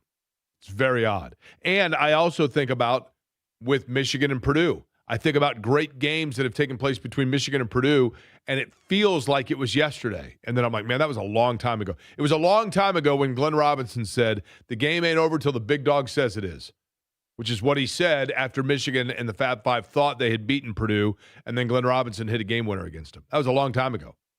But the names have changed, the times have changed, but the merits and the oomph factor and the star power has not when it comes to Michigan and Purdue tonight at Mackey Arena. Number one team in the country in Michigan. First time they've been ranked number one since 2013. And I think there's some bad blood. I do. Between Dusty May and Matt Painter. I don't mean like if they saw each other at a cocktail party, they'd be swinging, fighting. I don't mean that. And I don't mean that like either one of them is going to do public interviews talking bad about the other. But I think whether it's fair or not, whether it's just or not, I think there is a growing sentiment amongst Big Ten coaches that even though the NIL portal era it's kind of the wild, wild west. I mean, look at Indiana in football. Indiana in football just won a national championship because they were ahead of the curve of other programs, as we talked about a lot, in building a roster through the portal and through NIL. And in addition to that, they went out and they got Mendoza for $3.5 million. And they said, here we go, let's go. And they complemented their roster with really good players. And then, yes, Curt Cignetti's a brilliant coach, and they all had to buy in. But Indiana was really smart in the way they handled the portal. So there's no rhyme, no reason, and the portal is one of those things, when it works for your team, you love it, and when it's plucking your team, you hate it. And there has been discussion, innuendo, I have no idea how public this is. Maybe it's like a news story that I slept on that was a big deal. I don't know. But allegation or feeling is that Dusty May has gotten players in the portal and then also attempted to get players in the portal that had not yet thrown their name in. There's a difference. One of them is, hey, don't blame me. Hey, listen, she was on Tinder. Don't blame me. I mean, I know you used to date her, but like she was on Tinder. And we met. I don't know what to tell you. That's one thing. The other is to go up to a woman that's already involved and has made no inclination that she's going to get on Tinder and say, hey, you know what? You want to go out tomorrow night? The second one rubs people a little bit more the wrong way. And I think there's been some of that thought about Dusty May with Michigan, and in particular with some of the players, whether or not it's specifically Braden Smith or Purdue players, or whether or not Matt Painter is just kind of the elder statesman spokesman for Big Ten coaches. I think that there is that eyebrow raise against Dusty May. Part of it, too, is he's the newest coach, the newest big-time coach to the league, and there's that as well. But I do think that there's a little bit of an icy relationship there, which adds to the drama of this game because it's a big one. I was going to ask you something else, Jake. What's that? The history of Michigan. Does that factor into it as well? You mean in terms of... I mean, you got Harbaugh, you got Sherrod Moore, you got... Well, but that's on the football side. Howard. Yes. Well, Howard, too. I think a little bit. I mean, for sure, the athletic program in general has had it has perceived as a win-at-all-costs level program for the last handful of years, and one that just seems to run amok. To your point, yes, it does not help when you have the stereotype of you're working for a place where it's the Wild Wild West, right? But Michigan is darn good, and Dusty May's a hell of a coach, and they've got a great roster, and they play very well. They play well together. They are big. They are physical. They don't hit a lot of – they're not an outside shooting, silence you from the outside level. You know, they're not Illinois in that regard, or Nebraska to an extent in that regard, but they're very, very good. I think Purdue wins tonight, though. I do think Purdue wins tonight. Because of the paint crew? That and, yeah, the paint crew is going to be they're probably already lined up at Harry's right now, right? But yeah. I think it's going to be one of those games that Purdue has a 5 to 7 point lead throughout.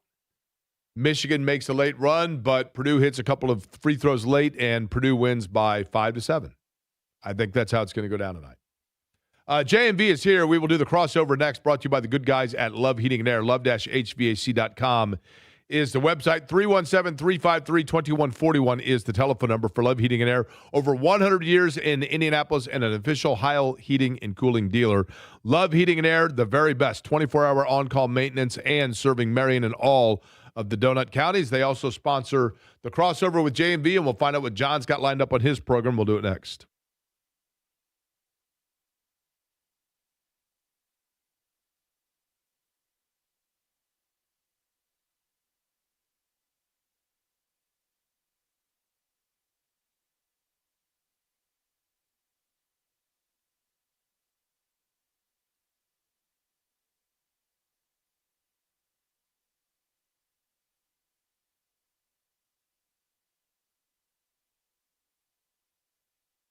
Hey there, Jake Query for Surfside. Look for the can with the sunset stripes. Lemonade with a splash of vodka. Iced tea with a splash of vodka.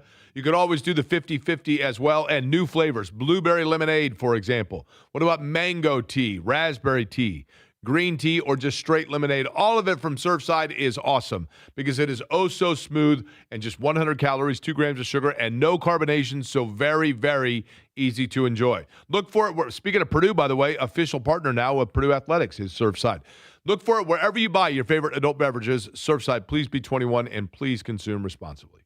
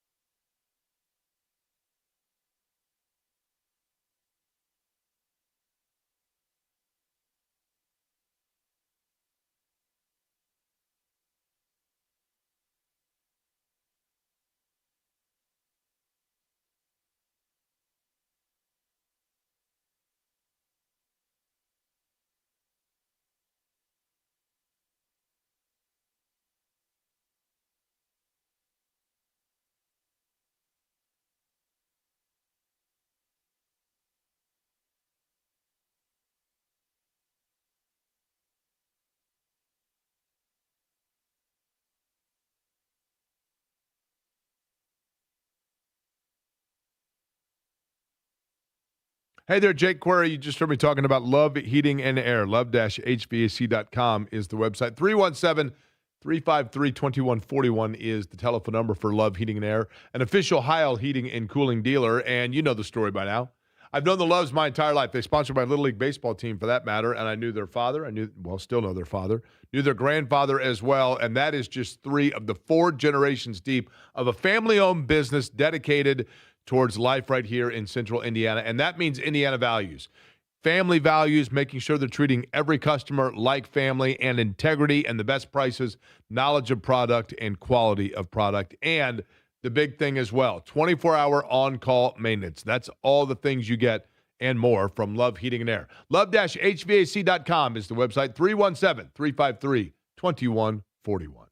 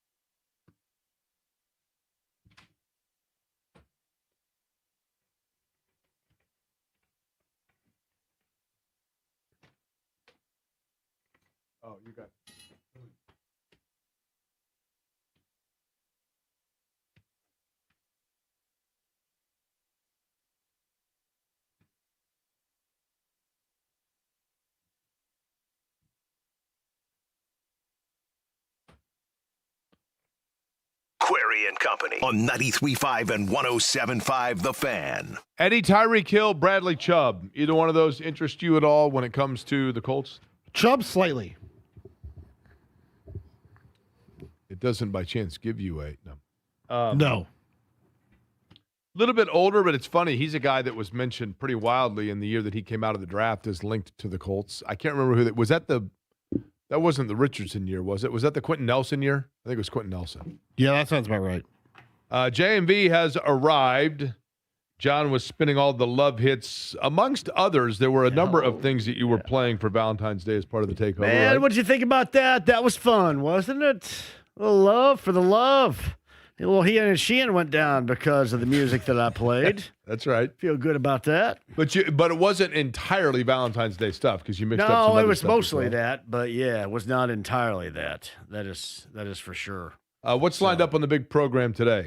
Deanhart, I think, from Purdue. Purdue, that's Dusty May. Wolverines, Matt Painter, Boilermakers. I know Matt's put a premium on this game saying, hey, if you want to win the Big Ten, this is a must-win, so that's right out of my category. We'll do that. A little reflection from the past weekend.